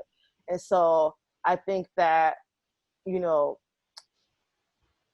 white supremacy has made it so where we don't have awareness of those aspects of sex, especially as people of color. When we see it done really frivolously or tastelessly, like the most responsible form of sex that we've seen so far on TV probably has been on Insecure on HBO. And even that is like, can, you know, deserve some critique. But I don't think that people really take it seriously in the way that they should, because they think that it's something that's just about pleasure. They don't think that it has a political, it has political dimension. Yeah. Yeah, like I think that's a really good point. I've definitely heard a lot of people talk about how, like, in the BDSM community, there's a lot of people who don't understand the potential political implications of, like, like submission and dominance and all these things. But I will say, you know, I have known women of color who have felt very empowered through BDSM. And granted, most of the time it's been them is the dom, and then it's usually some white guy as the sub. But and you know, I think that given that the way that sex is generally in the world, you know, all of our actions are in some ways dictated by the larger superstructure. And I think that the larger superstructure is evil and violent and is filled with white supremacy. But I don't always think it's like a 1-to-1 ratio of, like, because there's this white supremacy and system of dominance that exists, then all of our sexual individual actions are then always informed by it and always dictated by it. So I think that there needs to be some sort of sense of balance of, like, my individual actions and my interpersonal actions are not 100% dictated by this structure of dominance that exists outside of me. I would ask, how can you be certain that a system that is designed to affect you 24 hours a day, how can that system not be as a part of how you view the world? How can that system, how can you as an individual have escaped the programming, the subconscious programming, if you are not even aware that the programming is taking place? Yeah, I mean, I don't think you can escape it. I think we're all tainted and influenced by it in many ways. But if we were totally and completely dominated by white supremacy, like, we wouldn't even be having this conversation. Yeah, true enough. I think because we are dominated by white supremacy, we're having this conversation, or else we would. I mean, I would be building a rocket ship somewhere. I don't know about y'all. I'll be saying magical. Yeah. So I don't think that's true. I mean, I just mean that, like, if white supremacy's control was that totalizing, then there wouldn't even be defiance against it. Like, I disagree. I disagree. I think that defiance exists solely because white supremacy is so dominating. So somebody, I feel like all of us on this video chat on Zoom are the minority. I feel like we're the ones who went the additional step to seek understanding about the conditions that we live in. And if we didn't go directly, somebody who knows us, you know, was like, hey man, maybe you should kind of like give this shit some more thought. Like, maybe it's not as you know, black and white as you think it is. It's actually like deep programming. So like, you know, I'm so sorry. It's just like, as far as like what you're saying is concerned, I kind of disagree with you a little bit, because the defiance cannot exist without this ruling superpower, which is, you know, white supremacy.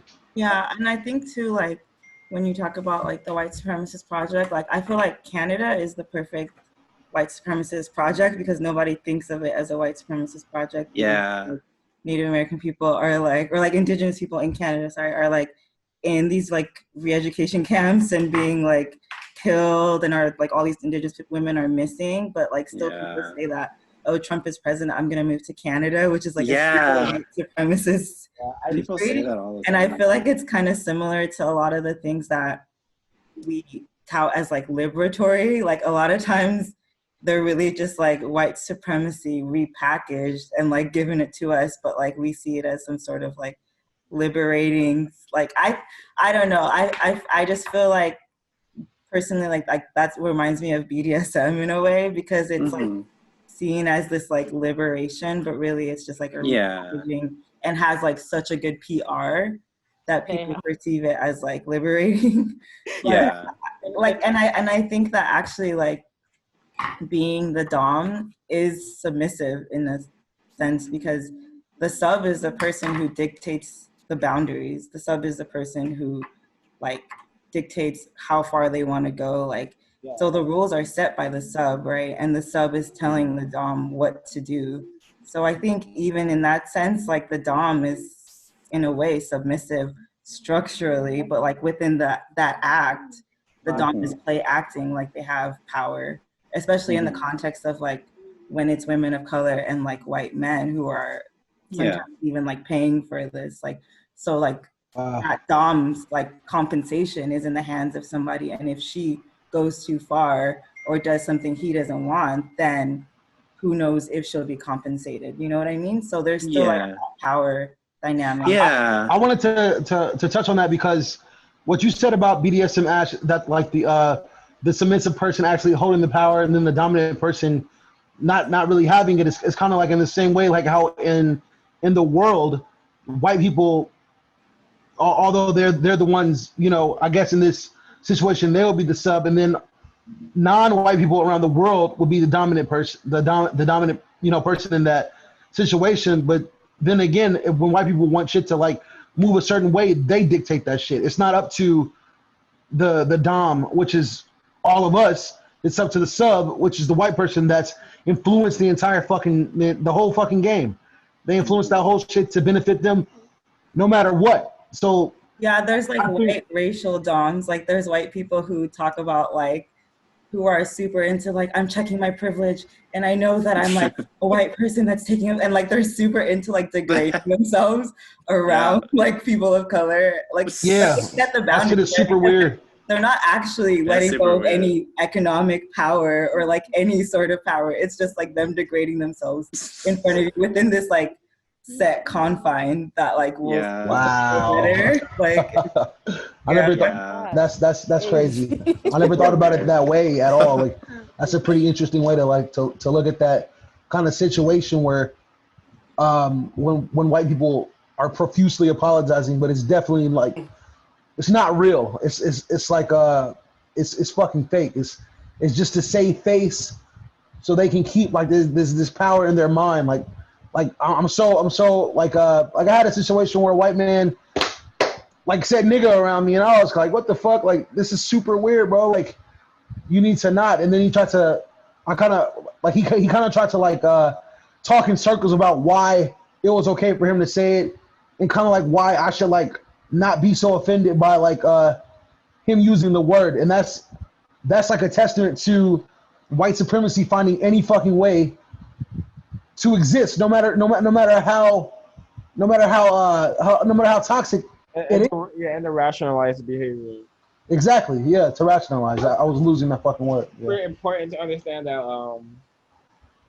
now everyone is born, you know, uniquely different. No one has any peers. You know, no one has any person that's the exact same as anyone else. Even me and Trey are different in that regard. But what white supremacy does is that it tries to, no, it doesn't try. It programs us into being, like it programs us to be poor excuses of human beings. And what I mean by that is that it conditions us, programs us to be like, you know, people who are concerned with not justice and probably not peace. So that's what I mean by poor examples of human beings, because we should not be worried about celebrity gossip, sports entertainment, video games, a lot of things we should not be concerned about. But due to like the system and due to like, you know, just us trying to escape, we just held white supremacy anyway. We find ourselves going to clubs, playing these video games, and watching these movies where it's not gonna benefit us, not gonna end white supremacy. And when the movie's all over, the show's over, it's still gonna be here. So I think it's very important to understand that. Are you, you know, erasing this system, developing a way to get rid of the system is gonna allow us to, you know, reacquire our uniqueness.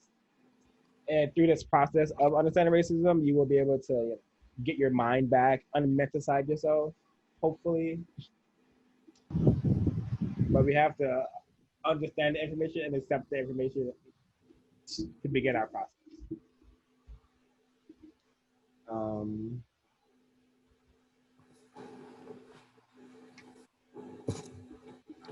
Ah, jeez.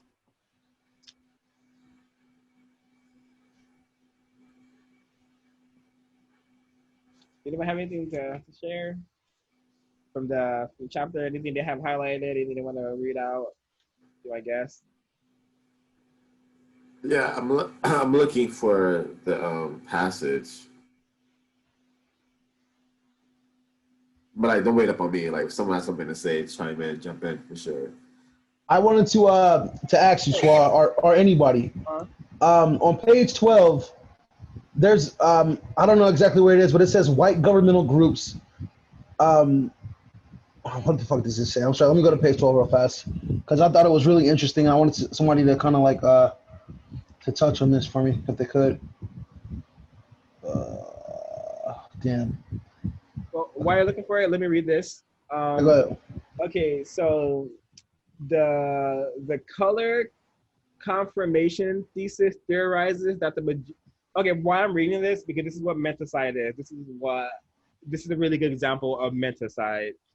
The color confrontation thesis theorizes that the majority of the world's people, non-whites, were manipulated into subordinate positions because never having experienced such a state in terms of their own thought, logic processes, and premises, they were unprepared to understand patterns of behavior predicated upon a sense of color deficiency and numerical inadequacy. So white supremacy, basically. So this is telling us that, because all our ancestors are now gone. We don't know their way of functioning before the white man came and eradicated them, annihilated them. So we were born into this world. We're born prisoners. Like your skin color is your uniform. Okay, we're born in a prison. We're a prisoner of war. Understand that and behave as such. So I lost my train of thought, but this is what the menticide process is. It's not having your original culture, not having your original way of how your people would formulate your thoughts, and it's being a prisoner of war and having a person to answer to, which is white supremacy or the man. Any comments or questions about that, please? Yeah, I think that's a very valid definition of menticide, and it's very true. Like I always say this to people is that we live in a society where every single one around you has their mind hijacked. Unless they go get that shit back, they're gonna operate in a way that's self-destructive to you, to themselves, to their family members, to the children that they have. We live in a society where, like, people are raised by their mothers and their fathers and their like loved ones, but they don't actually know how to love them.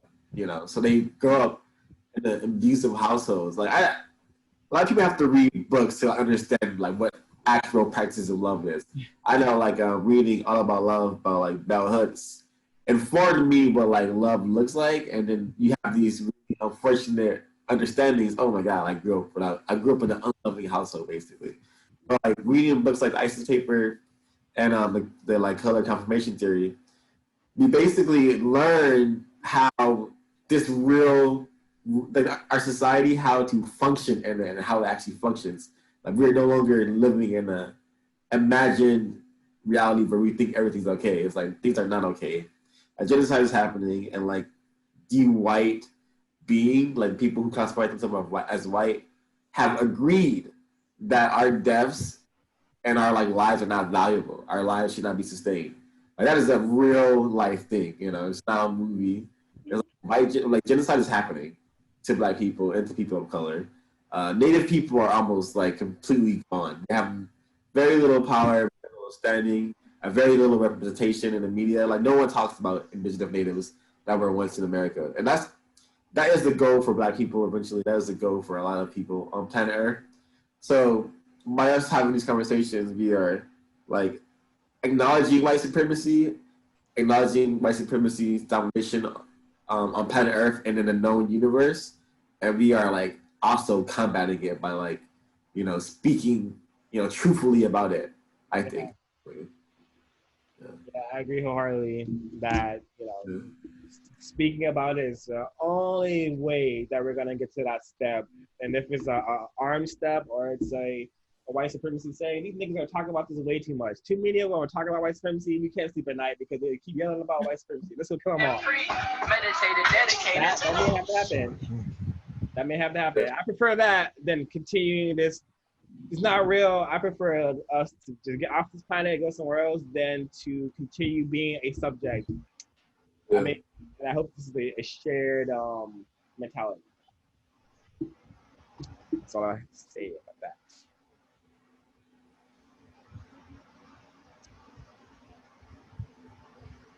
It's definitely worldwide too, because you can be in Ghana, a place where everyone's black, and a lot of people haven't even met white people, and there's still a lot of white supremacist thought and like erosion of their culture, their religious practices. In Ghana, there's this really annoying, like in every movie, the witch doctor is like this horrible person who lives out in the forest and is like doing all these horrible things to people. And I'm always just like, this is your religion. Like, this is what you had before white people came here. And in every single like show, they're always shown as like these super evil people. And it's such like indoctrination every time.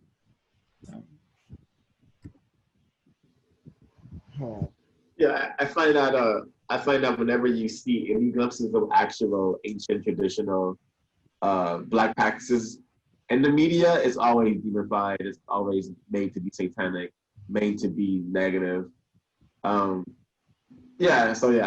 definitely think in Ghana it's unfortunate that it's there, but that is a part of white supremacy. White supremacy is in our music, it's in our films, our television shows. Every form of media, either subconsciously or consciously, depicts images that show white people in superior places and black people in inferior places. It often shows black people and people of color being killed in more violent, more horrific, more non-important ways. I guess you guys should be aware that the first actual like major motion picture was Nation, a film completely centered around the protection of white women's fertility, as in, and also like the destruction of the black male genitalia. And Nation was a film that was watched in the White House, and then the president at the time, I don't know what I forgot his name. Like Carter or something. That this film was it? No, I forgot his name. The first. Yeah, this film set. It gave white people an example of how to behave: kill black people, protect white women, white supremacy wins. Yeah, and this film, the president said it was like the best movie he ever saw. Wow, 10 out of 10. Yeah, and I've seen it twice. I watched this film twice. Redwell Wilson, I think, was the president. I might be wrong. Yes. Yeah, and he was a freaking KKK member too, or something. Yeah. Woodrow Wilson. Yeah. Man. That movie has the mythos of the KKK and the mythos that hides in our subconscious, and we use that mythos when we process our reality. So, it's a dead black person. Oh, my father's father saw the birth of a nation. This is supposed to happen. This is my culture. I don't care. Yeah, and it also was while saying have that drive that in a little bit more. It desensitizes people to Black Death, desensitizes people to non-white suffering. I don't know about you guys, but I was forced to watch an American History X in middle school. I'm pretty sure a lot of you probably were forced to in school as well. That is white supremacy, because that film shows you how to perform, how to practice white supremacy, and also at the end of the film, it still shows the black entity as a negative force. He ends up I hate that movie. Yeah, he ends up killing the white boy who we've been trained throughout the film to like have empathy for. So these are strategic tactics that our media uses to make sure that we perform our roles as like victims of white supremacy and practitioners of white supremacy. Yeah, that's maintenance. That's white supremacy maintenance, right? Yeah, I'm about to. This is on page 9. the white personality and presence, the white personality and the presence of color can be stabilized only by keeping blacks and other non-whites in obviously inferior positions. The situation of mass proximity to blacks is intolerable to whites because blacks inherently are more than equal. People of color will always have something highly visible that whites can never have or produce. The genetic factor of color. Always in the presence of color, whites will fare genetically inferior. Okay, so and that those clips I wanted to show you guys earlier from Mississippi Burning, there's a part where this the FBI agent is talking about his dad, how his dad owned had lived in this like small racist town where this black guy bought a meal. So, can you send us a link and we all just watch it and then reconvene? Yeah. I, I don't have a actually I did have the link. Let me send you the link and you guys watch it. I want to see it. I want to have the visual. I would love for you guys to watch it, and luckily I put it on my Google Drive, so I do have it on a place that I can watch it. Yeah. So watch it right now, and then we'll reconvene. Jump in the chat. Yeah, I'm gonna do it right now. I'm getting it. Watch all just watch the whole clip.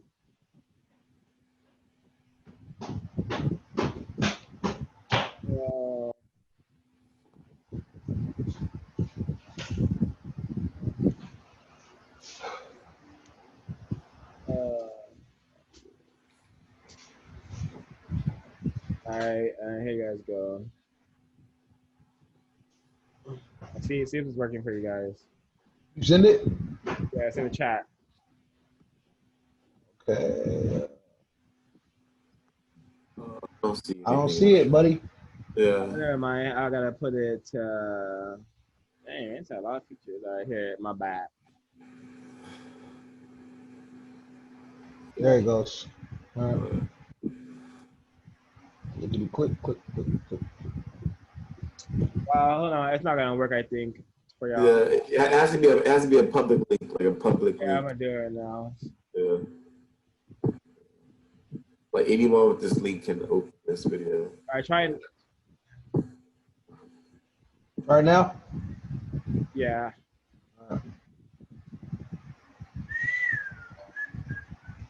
Yeah.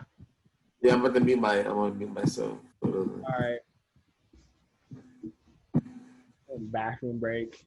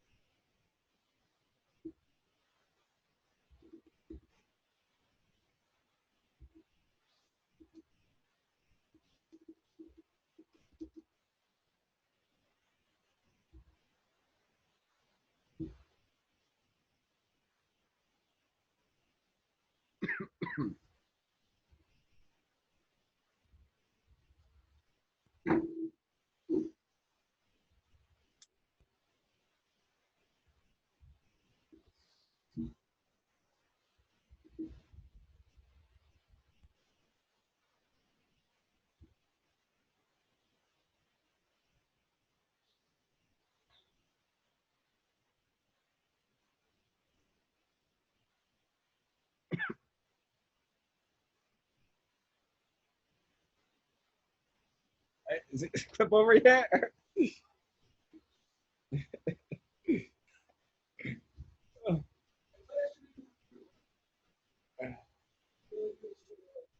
Bro, you get turning your volume up because my shit is on max. This shit I cannot hear this shit. So the volume after that, the news is so low. I don't know why your process is like that. You sure you have your volume up on everything, man? Jeez, with the headphones? Oh my god.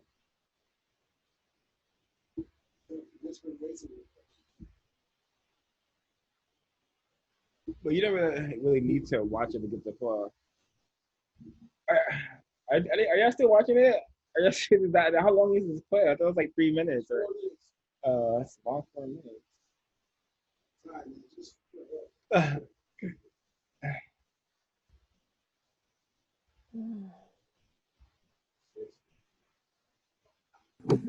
Yes, but I'm still on.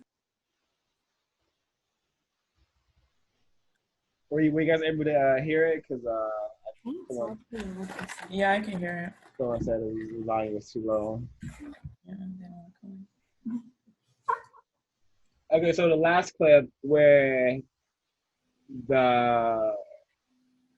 Gene Hackman says, "If you can't be better than a nigger, then who are you better than this?" Yeah. Right mentality, 101, right there. I heard that. You know, and white people love to say that, like, all white people are racist. What about the poor whites? Even the poor whites are aware that at least I'm not black. I may be poor, I may live in this trailer. Yeah, my wife doesn't make the best pound, but at least I ain't. At least I'm not a nigga. This is their mentality. Oh shit. So we have to understand that. But this is why I love that clip's in the movie. And also how that the Grand Wizard is talking about this is a religious org, this is a business. We don't like Jews. The Jews are controlling the banks. These are all things you will hear white people who think they're onto the issue as to why the world is so fucked up. They'll want to blame like some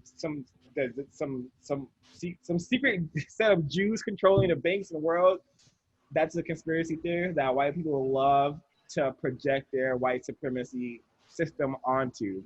So that's why that clip is. I thought that clip was really important to add in there. And we see, did you see G Hackman grab the other white man's balls, right? Because there's a hierarchy, Yes, you guys can kill the niggers and whatnot, but not like this. The FBI agents representing refining white supremacy. Those two agents, I see them as both agents of white supremacy, but they're just more refined. They're not overt with their racism. They're just here to make us think that they do their job, and they're here to show us that the white supremacist system does its job damn well. And this is why we have that scene where he grabs the other white man's boss because, yes, you guys can do whatever you want because of the white survival, but by our terms, how we do it, because at the end of the day, it's a white people with the, it's a white government that's in charge. We the ones that control the boss, not you guys. Controlling the boss, meaning controlling, the genetic material of people's, genetic material inside non-white people. We control that when we did genocide our way, not you guys' way anymore. It's basically what that scene is representing.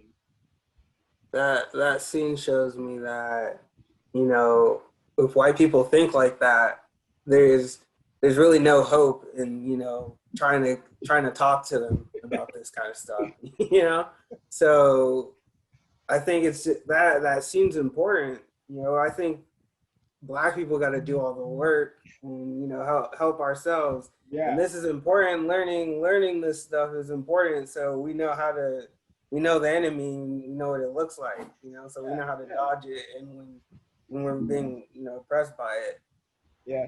You know, who knows? Maybe every 20 years another John Brown is born. But we should not rely on white people. We should suspect all white people to be racist suspect until proven otherwise. That's how we not get fooled into any more confusion or deceitfulness from the white supremacists. Yeah, I mean, you can't. A white person cannot convince me they're not racist. You know, it's just it's really hard. It's really hard to prove that you're not a racist white person unless you're 24 hours a day dedicated to dismantling the system. Yeah, you know that. What can I do today differently than I did yesterday to replace the system? Who ain't I talk to? What fellas I'm not giving to Black people? Like, you gotta be doing all this shit. I don't know. It's funny, Swat, that you say that about like a white person like taking the initiative to actually reach out to somebody who might not have heard or who might not even want to hear like about white supremacy, who doesn't want to have that conversation because they end up becoming alienated from their family, who is not interested in fucking getting rid of the system because the system is benefiting them. Wow. And it's funny. That's funny because alienation seems to be like a common theme already. So whether or not they talk to their friends and family about it, they're gonna end up alienated in one way or another. Yeah, and oh my God, I love that you use that word because I feel like this is gonna end before I get to talk about alienation, and I want to read what I had. Okay, it's on page 8. If hate and lack of respect are manifested towards other, hate and lack of respect are felt most often at deeper levels toward the self. Facets of other behavioral patterns within the white supremacy cultural framework support this thesis. For example, many white writers in all areas of the world experience and write about their profound sense of self-alienation, and I point to H.P. Lovecraft and how white people love this man's work when the only thing he wrote about this giant universe being so evil and cruel, and he hated Black people, which is well known about him. But he thought the universe to be something evil, terrible, something to be afraid of. Where I think a lot of non-white supremacists, healthy thinking people may interpret the universe as being something really gnarly and lit. And I wonder what kind of dope things could possibly be out there. I don't think fucking giant monsters are out there coming here to eat us. I don't think that's gonna happen. Writing right here. What about characters that were always alone? Characters who had hella self issues with themselves, who were by themselves alienated. This is always miserable. Yeah, this always. Is the white mentality. This is the white mentality. Yeah, that's a good point. Philosophy is about control, so the universe is this expanse that you don't understand and you can't control, and that takes a lot of power. Yeah, and what I want to control everything in the known universe. That's what it is. Yeah, and the universe is outside of their control. It scares them. When they used to have the Occupy Mars shirts, and when you really think about how shitty that is, the idea of occupying this space and just calling it your own as a private company in America, and it's this whole other planet. It's just the audacity of people. A lot of white nuts. Not care about the not just the world but the universe.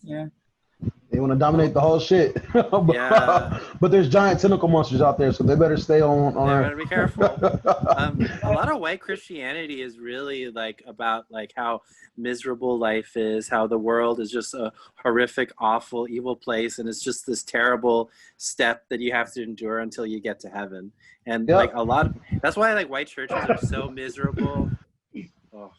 I think it's interesting how you drew the analysis with literature, because Like even when you read Octavia Butler stuff, right? Like sci-fi Yes, stuff. Yeah. She does that stuff in the context of white supremacy. Like all of the violence is still done in the context of white supremacy. So it just really shows how white supremacy does necessitate a certain amount of violence and alienation. That Wow. because even like when you read like Zora Neale Hurston or like anything that's not sci-fi that's written by a black woman, there's always like some kind of cohesion with like nature and the people. They always make sure that you're kind of in touch with a higher power, and then they bring in like it's like butterflies there, and the most chaos comes from is like trying to make it in the city, and that's still a site for white supremacy. When they meet the chaos because they can't make it, is because they're going into the city and they're trying to make something of themselves, and it's a trip. Yeah, that's so true. The Toni Morrison is like that too. Like very just like in tune with nature. I think she has a line that talks about how people from the city get so bored with nature, like that they turn their head after like, looking through a forest or something because it just gets repetitive and they're so used to like the ADD-ness of the world. Right.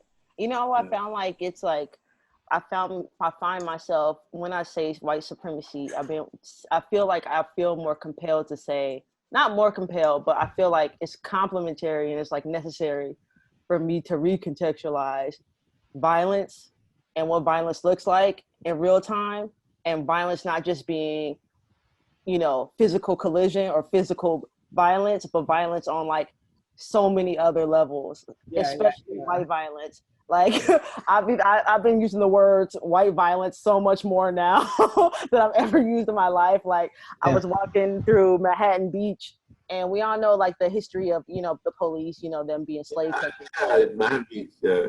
Right. So you go to Manhattan Beach, and I'm just walking around, and on the lawns of these beautiful houses, they're all kind of like German Swiss designed houses and Venice Beach style type things. But on the lawn of every single freaking house you see, we thank you, Manhattan Police Department. And I'm like, dude, if this ain't that is the biggest fuck you. This is violence, bro. This is straight up violence. Like, fuck yes, it is. Silent violence that nobody talks about, and there's a lot of silent violence that nobody really like. And I think that it's important, just as much as us saying like, oh, this, white supremacy, it's important to point out the silent violence that we're all enduring every single day. Like that has to be said. Like people feel like, people think, they say things like, oh, it's just microaggressions, or they use same shit words that don't really play up the severity of white supremacy and how coercive the silent white violence is. Yeah, they want to minimize the damage, and like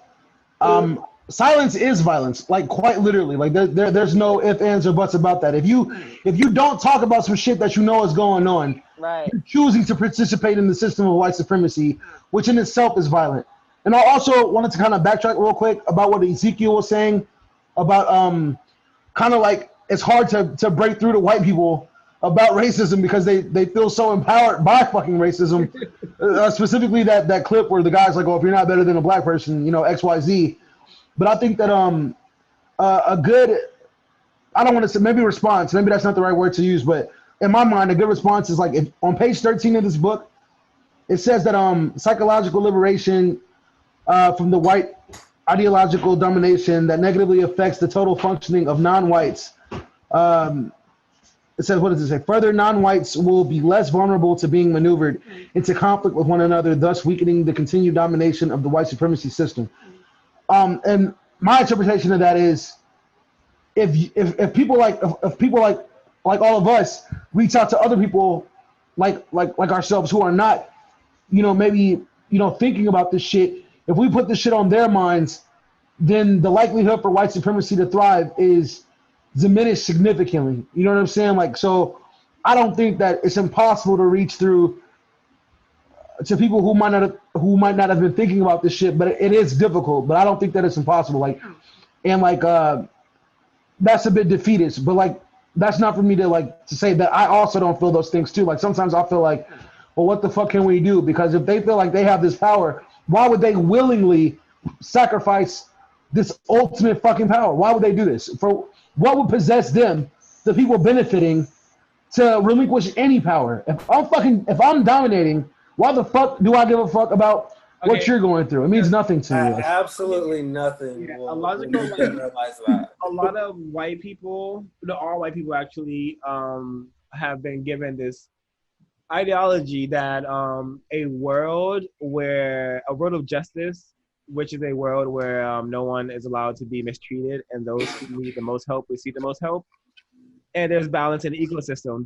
That world has never been like that's something that all white people are like, yeah, they're not allowed to have that reality. They're not allowed to even think what I just said. What like that, their heads would probably explode.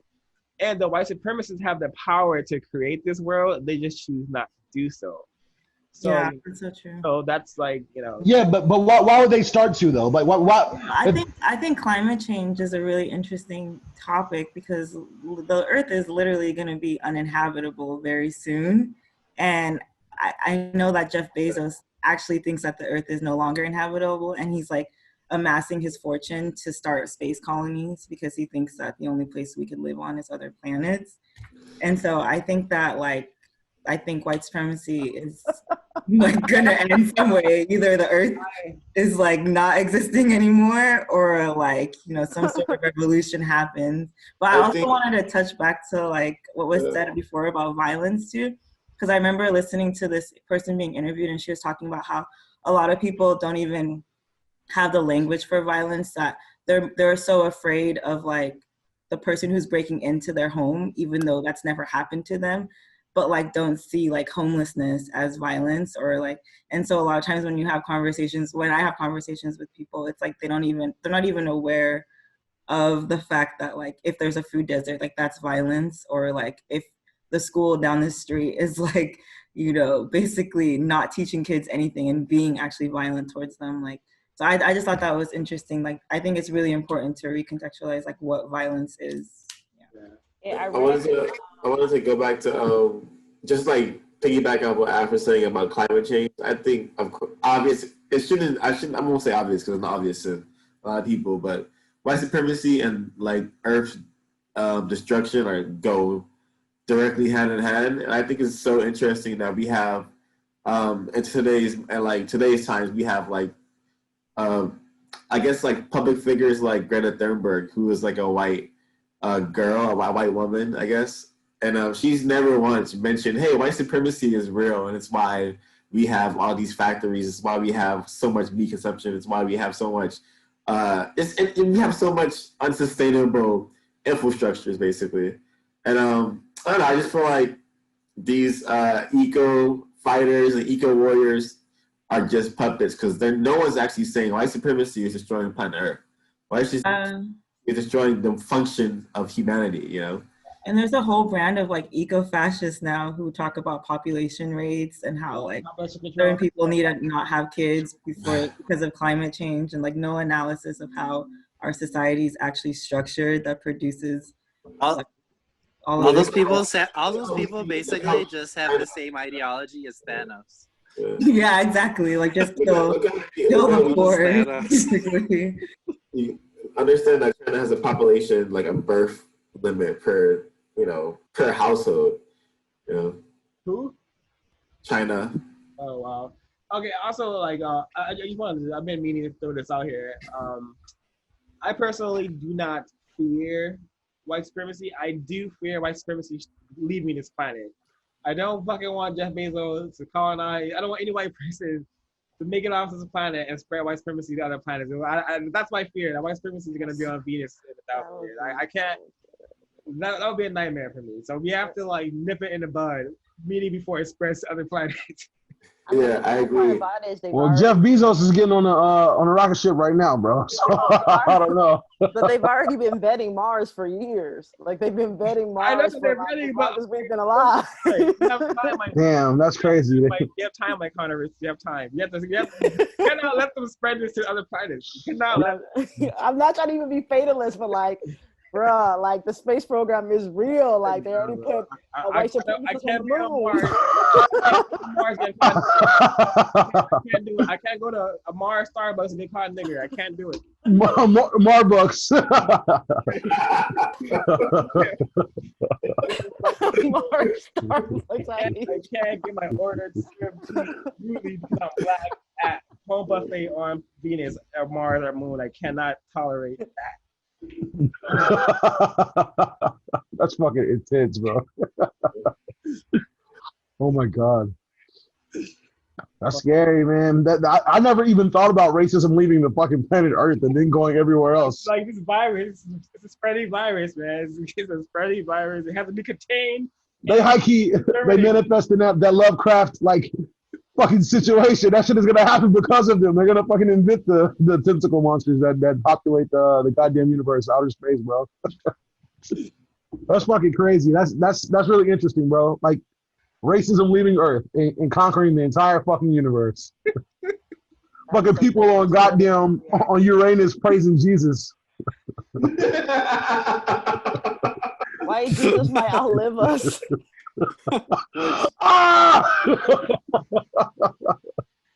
That's scary as fuck. Yeah, that shit is a fucking nightmare, bro. That's scary. That's scarier than anything I could ever fucking imagine, bro. Like intergalactic racism, bro. Intergalactic racism. Praise Jesus. Like praise Obi-Wan Kenobi. Praise Obi. Praise Obi-Wan Kenobi. Oh shit, man. I'm so sorry to get off track like that, but damn, that's really scary. That's fucking insane. Yeah. See if I got anything on the notes. Do you guys have any solutions to this goddamn race problem?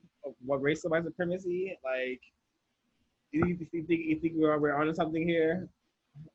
I think that this conversation is so fucking deep, and we're like literally only at the tip of the fucking iceberg of this this animal of white supremacy, bro. This shit is a disgusting beast, bro. Like, I don't know if it's in a book. It should be in a book, but you guys understand bullfighting, right? Like bullfighting. Yeah. A symbol. Okay, so like whenever I would watch, like this is before I was indoctrinated into like Homeland white supremacy. This is before I was like my mind was uplifted to like have better understanding of how to combat racism, white supremacy, how to even communicate what it was. So like as a child, I would like have home videos of like bullfights, and I always got this like negative, really dark feeling from watching it. And of course after they killed the bull, they like castrated it, you know, and that's what they would do to like black men. They still do that today, of course, to like black people in the bull in Spain. Yeah. So like it's really interesting how like even games like pool, golf, and like all these things are directly connected. They either symbolize our current system of racism, white supremacy, or they basically they symbolize it or they directly mirror it. You know, because there's like films like about white people just murdering and obliterating like non-white people, like Rambo. The newest Rambo is like now just all the fucking Rambo movies are about him like just murdering. You can just say the advent of action films are just about like, you know what I mean? Even Iron Man is the most like racist movie ever. Like he's literally a contractor and kills a bunch of people. Oh yeah. And then he had to change the heart though. Is really bad. His heart grew 3 times that day. Iron Man 2 was directed by like a Republican, I think. Oh my god, yeah, of course. What? That's why I like that's why Mickey Rourke is like a communist. Yeah, that movie sucks. He's like a villain. Yeah, that movie sucks. I never terrible. watched that. Couldn't give a Mickey Rourke's face, man. Yeah. I just couldn't. There's a recent Brazilian film that me and Ashley recently watched. I forgot what it was called, but literally Bakura. It's called Bakura. Oh, yeah, I've heard of it. So in that movie, there's white people go to Brazil to kill indigenous people. But there's a part where like there's like a room full of white people, right? and there's like some suspicion to like how white are these two people, so they have to wait to get these people's classification of like being white or not until they're allowed to kill them. So that's a really good example of how white supremacy will classify people first and use classifications of people for To certain. subjugate them. Yeah, so like the rich blacks show us that racial white supremacy is not here anymore. It's not as bad, but they're being racially showcased. So in the movie, they get the okay that these people aren't that white, so then they kill them flat out. And it's a good example of how like the classification is like the classifications is what really matters. Like who's been classified as what is what really matters. So the white supremacists say you're this, you best believe that you're that. It don't matter what you think. If you say you're a duck, you don't have to start quacking, but just know you're a duck. Yeah, they were literally the whitest looking Brazilian people, and they were like, "No, you're not white," and then they just shoot them. Like, it's pretty crazy. Yeah. What the fuck is this like, movie? To put it in context, like they're just going to like a small town in Brazil to kill them like a video game. Like it's not like they're just doing it for fun. Literally, they pay. It's like a retreat. They pay like to go and kill brown people. And the beginning of the movie starts with like a black woman dying. It's like a sacrificial mammy type thing. It's a really interesting film. That's too much, man. I just wanted to say that these things are actually happening in real life. I mean, I just feel like it is. Like this is real. Yeah, we have the Christchurch guy. Brendan Tarrant killed 51 people last year.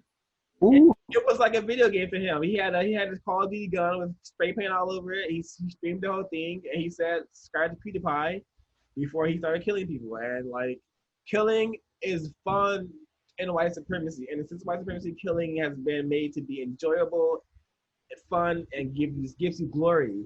So like these like mass murderers get glory. They become famous on the internet. They whole subgroups of people begin to worship them. Yeah, they do. That's very strange. Yeah, and if you understand white supremacy, you understand why this is all happening. Everything that you see in your day-to-day life can be understood through understanding how this world works, which is through like racism and white supremacy, which is the purpose of this entire book club. Show us the truth.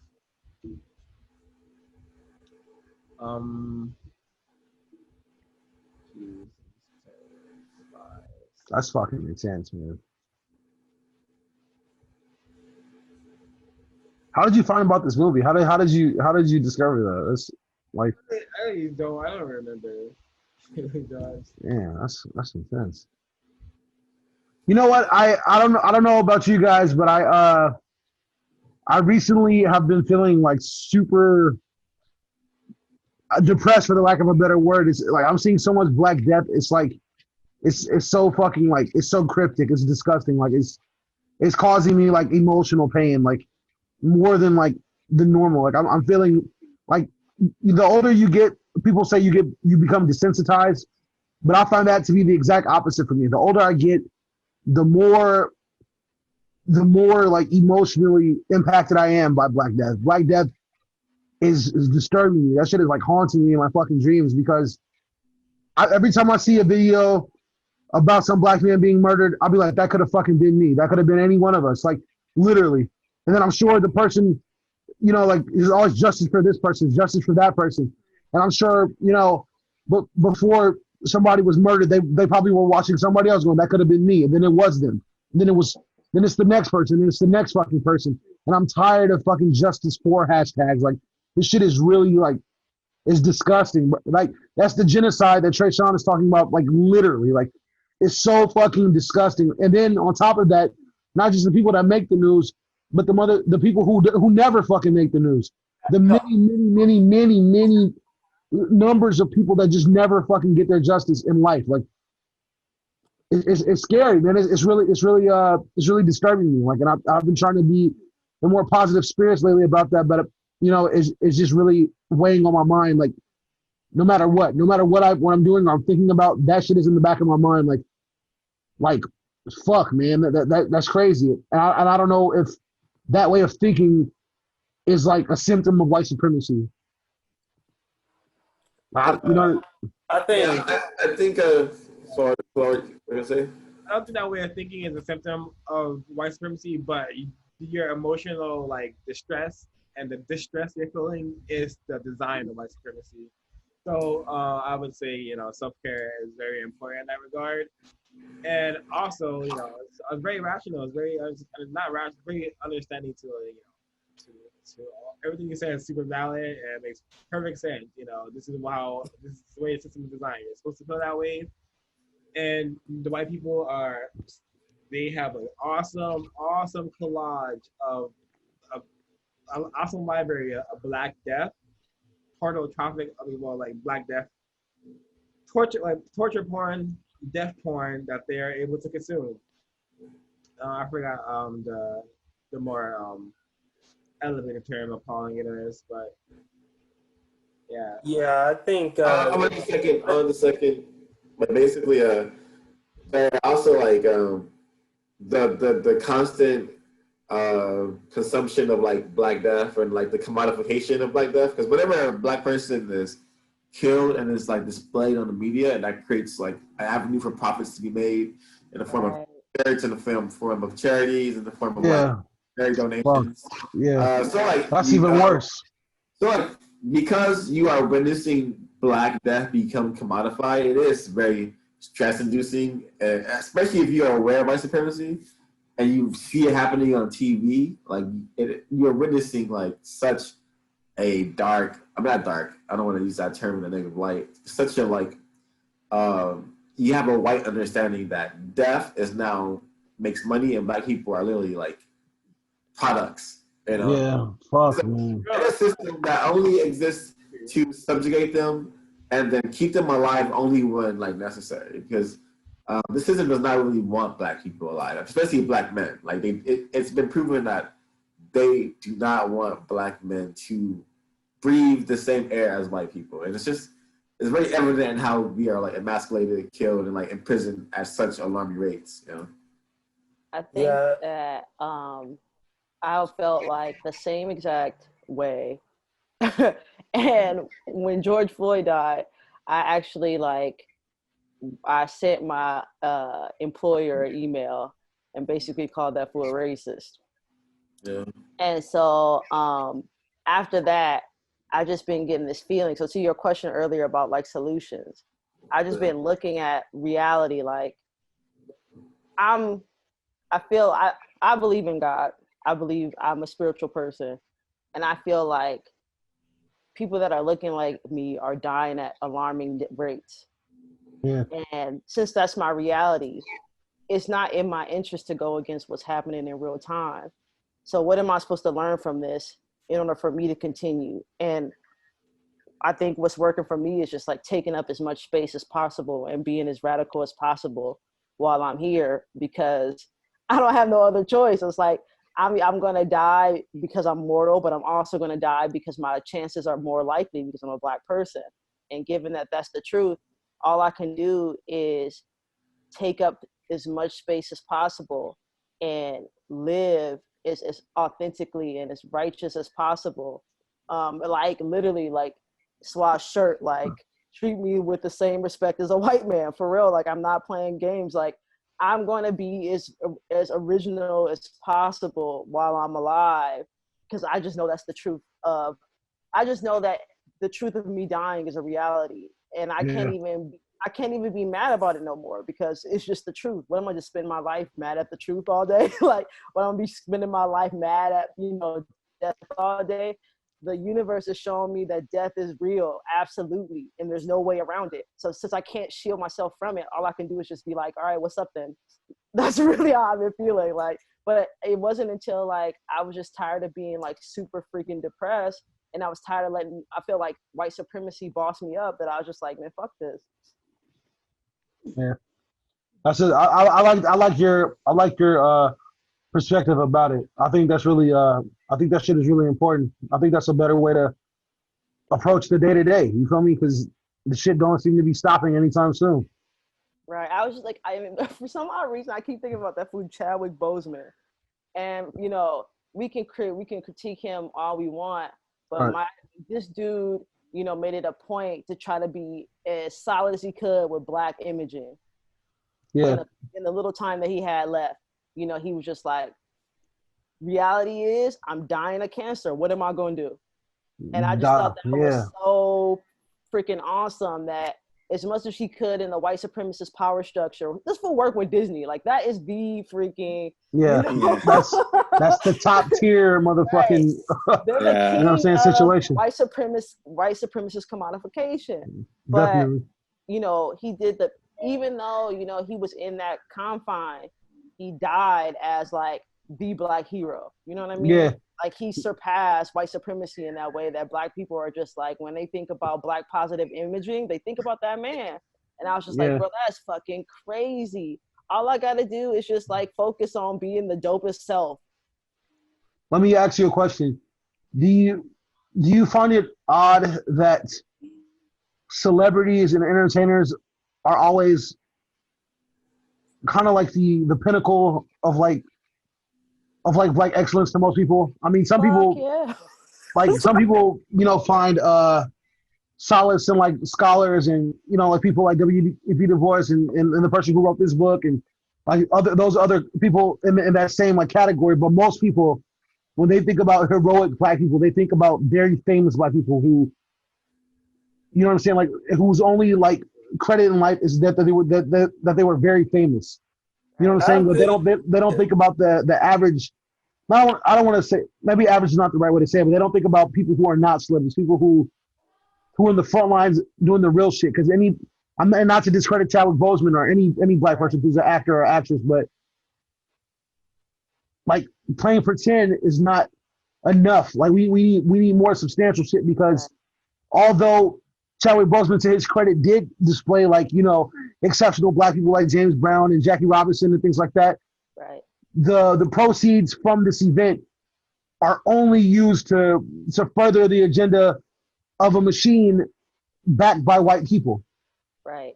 You know what I'm saying? So it's like no matter, I don't want to be cynical, you know what I'm saying? But like at the end of the day, you brought up a really great point. I think like, that's what's definitely the by point? design. You said one more time, bro?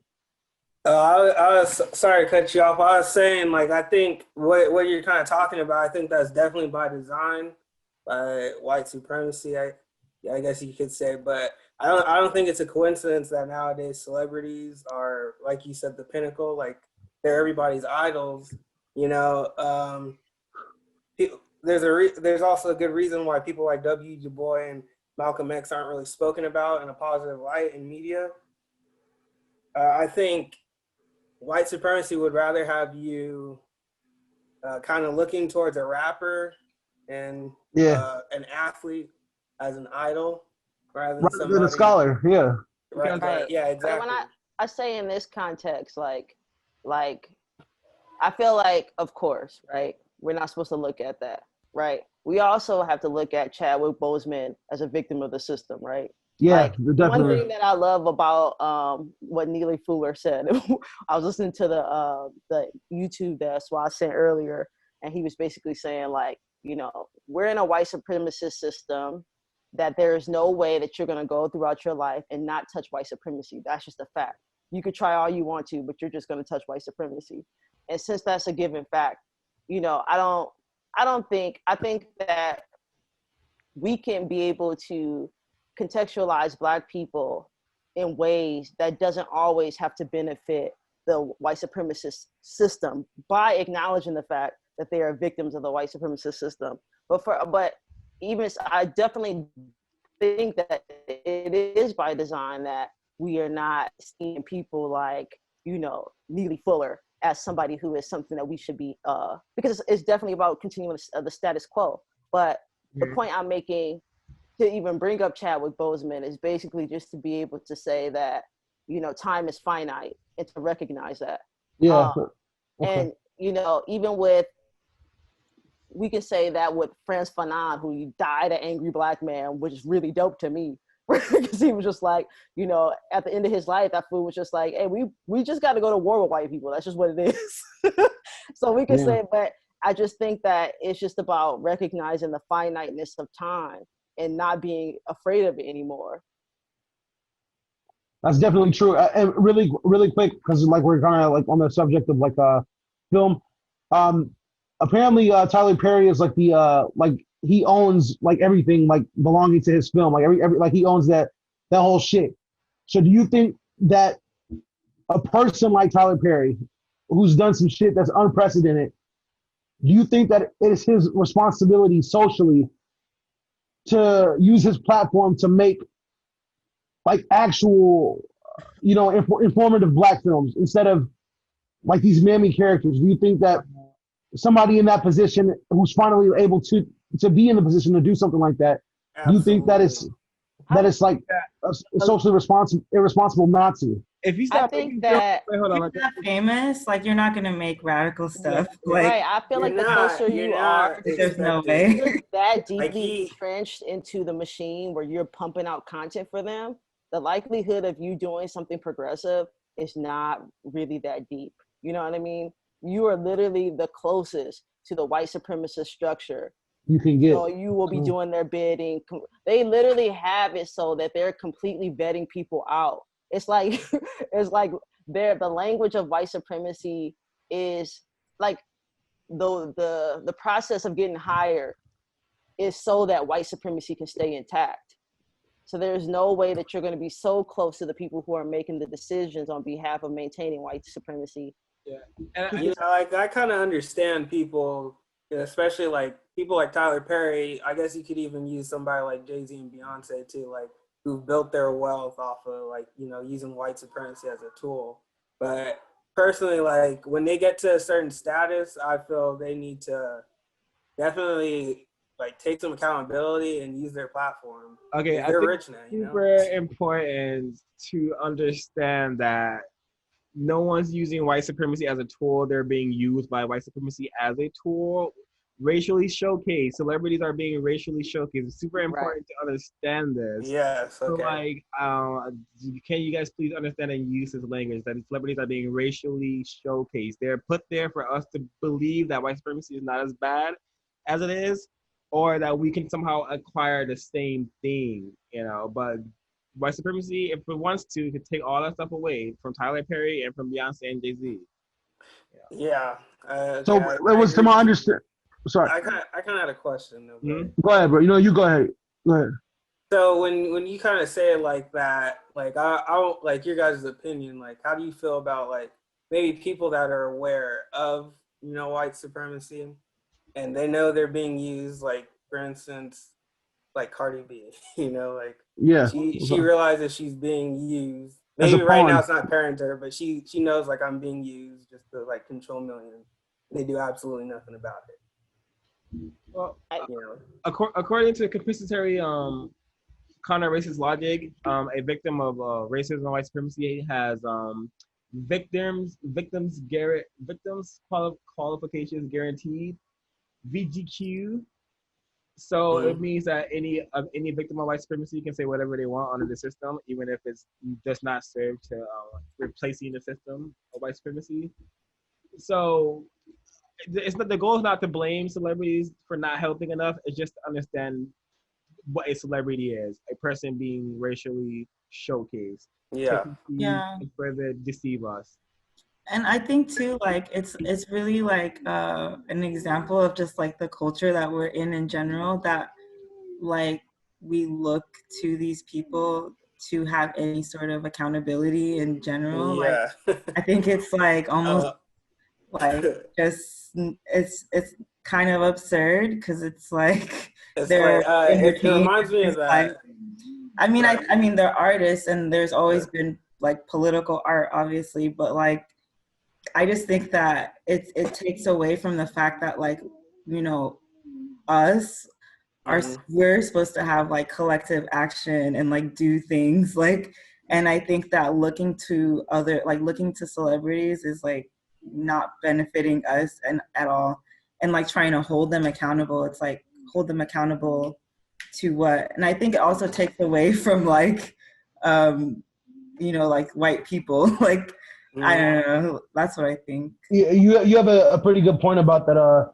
detracting from the real issue. Like I'm not trying to make celebrities like God or something. I'm just saying that I thought that Tyler Perry's No, like but celebrities are gods. Like that's how it's set up. Like they're deities in They're this. idols. Like They're yeah, the people great idolize idols. them. what I meant was like, to my understanding, maybe I'm incorrect, or maybe I didn't comprehend correctly, but I thought that Tyler Perry was independent of any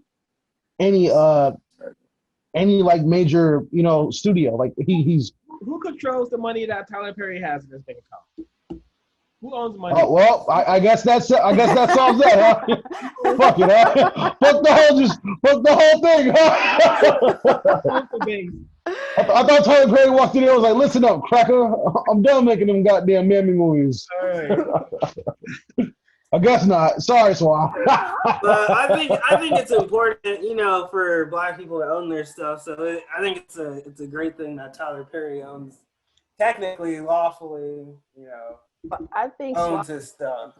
point about how we take the the financial system for granted. They will come in and take your assets and like blame you with stuff. Like we've seen them, disparage people's characters and turn them into monsters just because they just didn't like them and take everything. I don't know how everybody feels about Bill Cosby. But. Yeah. Right.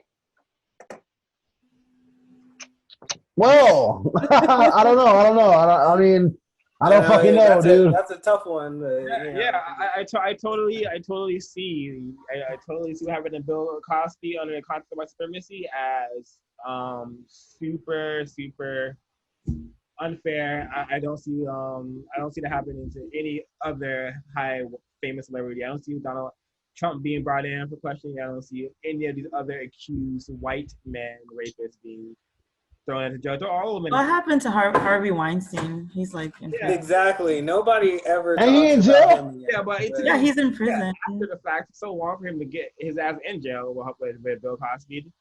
They should have been thrown in there together. But yeah, this is the white supremacy. This is not what happened.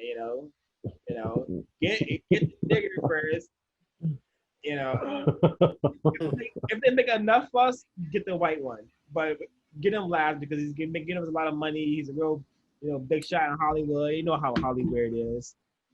This is just. But I think in general, like that's the folly of like looking to these figures. Like all these figures died in the 60s or were killed by the government in the 60s or in 70s. Like, and then what happened? There was like a huge destruction in the movement. Like always looking to figures, I think, is the problem. Whether it be celebrity or a scholar, like it needs to be like collective action on the ground, like building our own schools, building our own food distribution systems, whether it be just on your block, like having a community garden just on your block, you know what I mean? Like things like that are really important. No, like having white people know that you can exist without them is like their biggest fear. Like they don't want that. They want you to be dependent on them, even if you hate them. Let me ask you, Ash. I feel like what you're saying is definitely true and very fucking important. But like, in order for us to do these things, we have to participate in capitalism to some degree. Right. And by participating in capitalism, we keep white supremacy going. So what is the off ramp? How the fuck do we get off of this? I mean, I guess that's kind of maybe, I don't know if that's like a too multi-layered, like, but it's like, how do we get off of the capitalism highway? How do we get off that shit? How do we build the schools without the capital? How do we build the community gardens without the capital? How do we do all these things that we need to do to be dependent of white supremacy? How do we build that system without money, without supporting them? How do we support us? Like, it's so fucking ridiculous, man. It's like it's really hard. I don't know if anyone else can answer, but I mean, I think like it's first about building a critical mass. Like you have to have enough people where you can just take a space and like occupy land and taking. I think that's like that goes like against a lot of the white supremacist ideas of rules and paperwork and all that bullshit. Like, this is a piece of land that's not occupied. Okay, like this group of 50 people are gonna take it, and like that's what they're doing now, right? Like they're taking homes and like a lot like Moms for Housing and Reclaim like LA. They're just taking homes and existing in them, and because there's so much media around it and so many people know about it, they can't do a lot of the violent shit that they always do. Yeah. So that's like a strategy. Fuck. You definitely gotta Yeah. own stuff. But I And think own things, you know.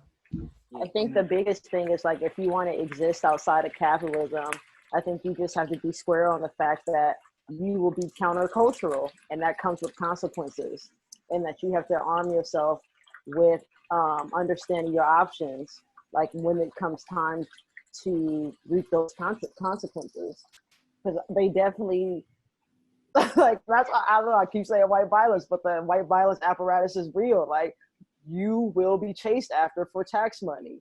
You'll be chased after just because they suspect that you haven't paid your taxes. You know, like audits exist. So you just have to know that if you decide to function in a way that is to drain capitalism, that you will arm yourself with something like a prepared strategy of what you can do to protect yourself.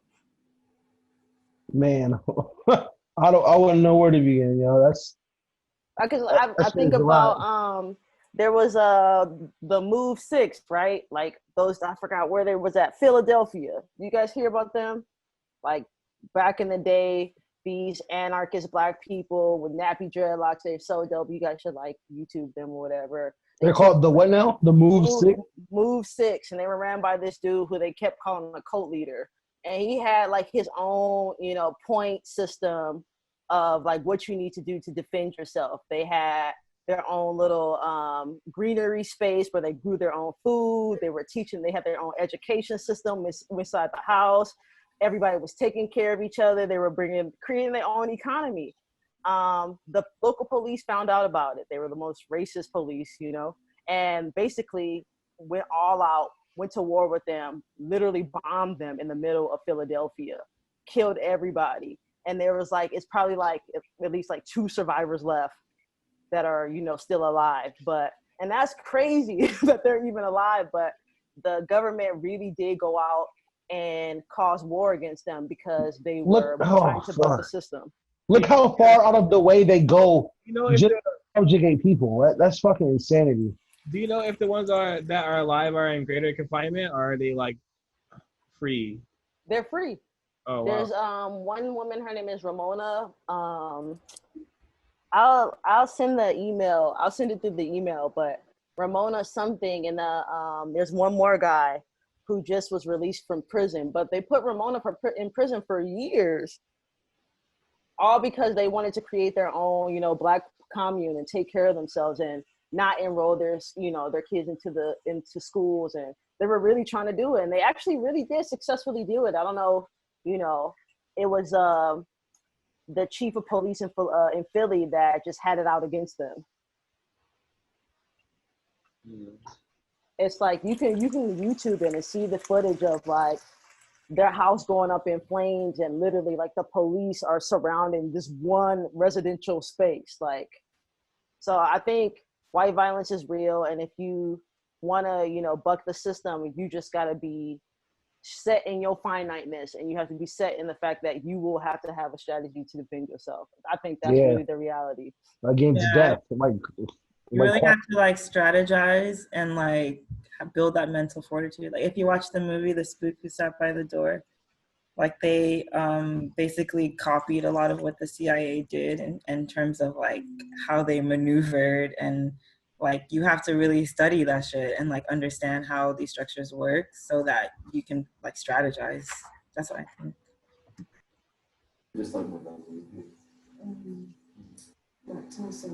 That's crazy. Yeah. That's so much, man. That's so much to even have to like try to take in. Like look how far out of the way white supremacy will go to stump out any fucking like light in the world, like anything that's not white supremacy. Like look at Vietnam. They fucking they still have Agent Orange. Like, yeah, white people are really bad. Man, I don't know. This shit crazy, man. I feel like the more I read this book, I'm gonna just next Wednesday I'm gonna have a kufi on, man. Oh my god. So like I want to talk about the color confrontation theory some more. I want to hear examples of how you guys have been able to process the color confrontation in real life. Like for example, I'm gonna give you an example of how I can like use this color confrontation to describe like a real life event. You know, I'm gonna talk about Darren Wilson, the murderer, white supremacist murderer of Michael Brown. Mike Brown. Mike Brown. He said when he saw Mike Brown, he looked like a demon. You know, he looked superhuman. You know, because he saw that black skin, that color confrontation, which projected these like subconscious and conscious fears of this black skin, you know, where like all the programming of black people being beasts, black people being evil, black people being just subhuman XYZ, manifest into him being called a demon and superhuman. You know, and so I think that's how the color competition um, is, you know, here. So please share. Yeah, I'm sure not hard to do this.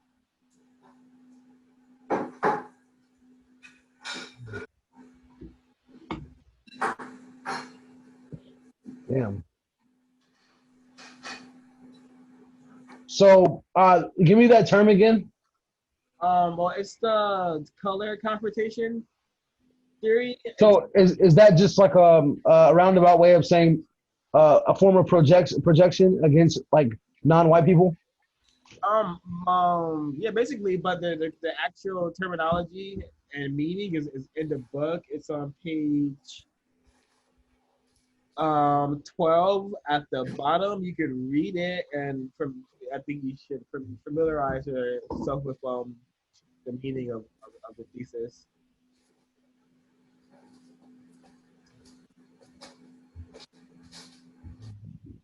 But yeah, it's the whole yeah.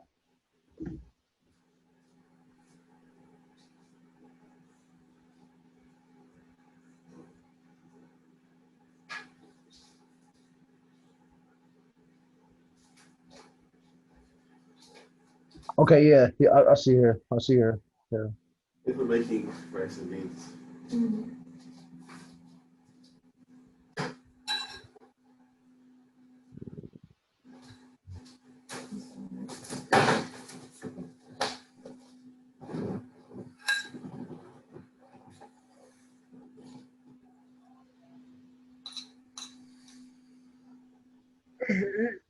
You guys not understand the question? You guys don't want to answer the question?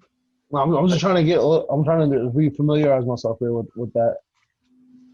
And it's also just the whole the fear of white genetic annihilation. I mean, I have a real life. So, like, upon reading like what this theory meant, the color confirmation theory, so I was able to reflect on the experience I had in my Airbnb house. So when I first got to London, I had to like stay in the Airbnb until I find a place to rent. And I was staying with this really like horrible white person who I suspect is practicing white supremacy. And basically, like keep in mind, I had the room for like I rented the room for 15 nights. So I only stayed there for 4 days.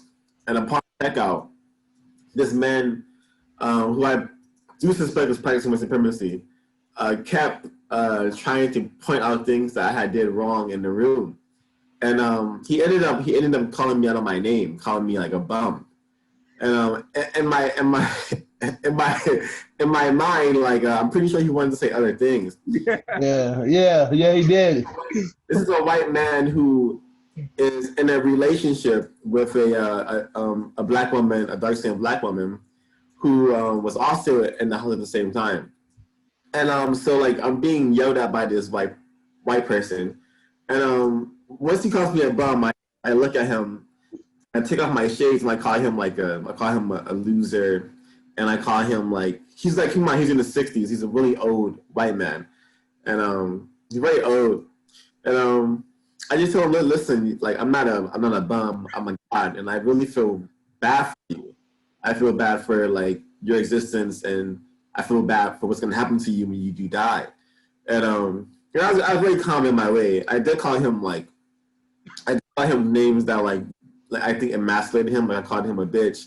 And I know that for a white man to have a black person in their own home call them a bitch is very like infuriating. And also like telling him that I'm like a god also made him like shiver and feel. So like if I would have read this book sooner, I wouldn't have done any of that. I wouldn't have given any energy. I would have just got my stuff and left, you know. So like I don't think that was beneficial to like my existence, but I do think like that man will forever be traumatized by the experience of. Yeah, because I really shifted. Like his worst nightmare came, like he was confronted by someone who's a melanated being in his own territory. You flipped the script on his ass. Yeah. Him before you, and then you left. Yeah, literally. Brilliant. He was actually like stalking my profile, you know, because yeah, he stood in the window as you walked away. Yeah, I really like forever live in his mind now, and that is what white supremacy does. It puts things in your head, you won't forever bother you. So I have to do my own work to cleanse him from my psyche. But this man will forever be tormented, you know. Yeah. He's gonna tell his grandchildren about the great God Treshawn. He gonna call you a black devil, bro. Yeah, my house. He goes late for 4 days. The worst. I want to He gonna come to LA. He gonna come to LA on vacation and see Swab like it can't be. Fuck, man. Damn, that's I don't think I have an example, man. I really wish I had one to kind of like to share, but I don't think I've ever necessarily been in a position where. It doesn't have to be personal. I just it could be any. I have another one, and this is gonna be like throwing a curveball, but I even think color confrontation theory is summed up pretty interestingly in the Smurfs. How you have like this white character that's obsessed with these. Oh my god! Yeah, that's good. Yeah, so like, analogy. Yeah, so like it's he wants to he wants to study these creatures. He wants to capture. You want to eat the fucking Smurfs, bro. You want to eat the goddamn Smurfs. That the Smurfs are like these childlike creatures, and the white man is a scientist, white magic person. Yeah, right. And then the system of white supremacy, black people and non-white people are always seen as children. We are never going to be seen as man or a woman because a man and woman cannot be subjugated, cannot be told where to live, how much money you can have, where you can go. This is what children. This is how children operate. So under the system of white supremacy, we are viewed as children. This is why we are called boys. This is why we're called. That's why Lil Baby and Baby are two of the biggest rappers on the planet right now because, this is a baby. No threat to me. No threat to my generation. Lil Baby music. I can do it. Fucking Baby. Oh my god, dude. There's one rapper named Lil Man or Big Man or Dub Man for that fact. You know, never gonna see that. This is the white country singer. I'm about to change my rap name to Man Man.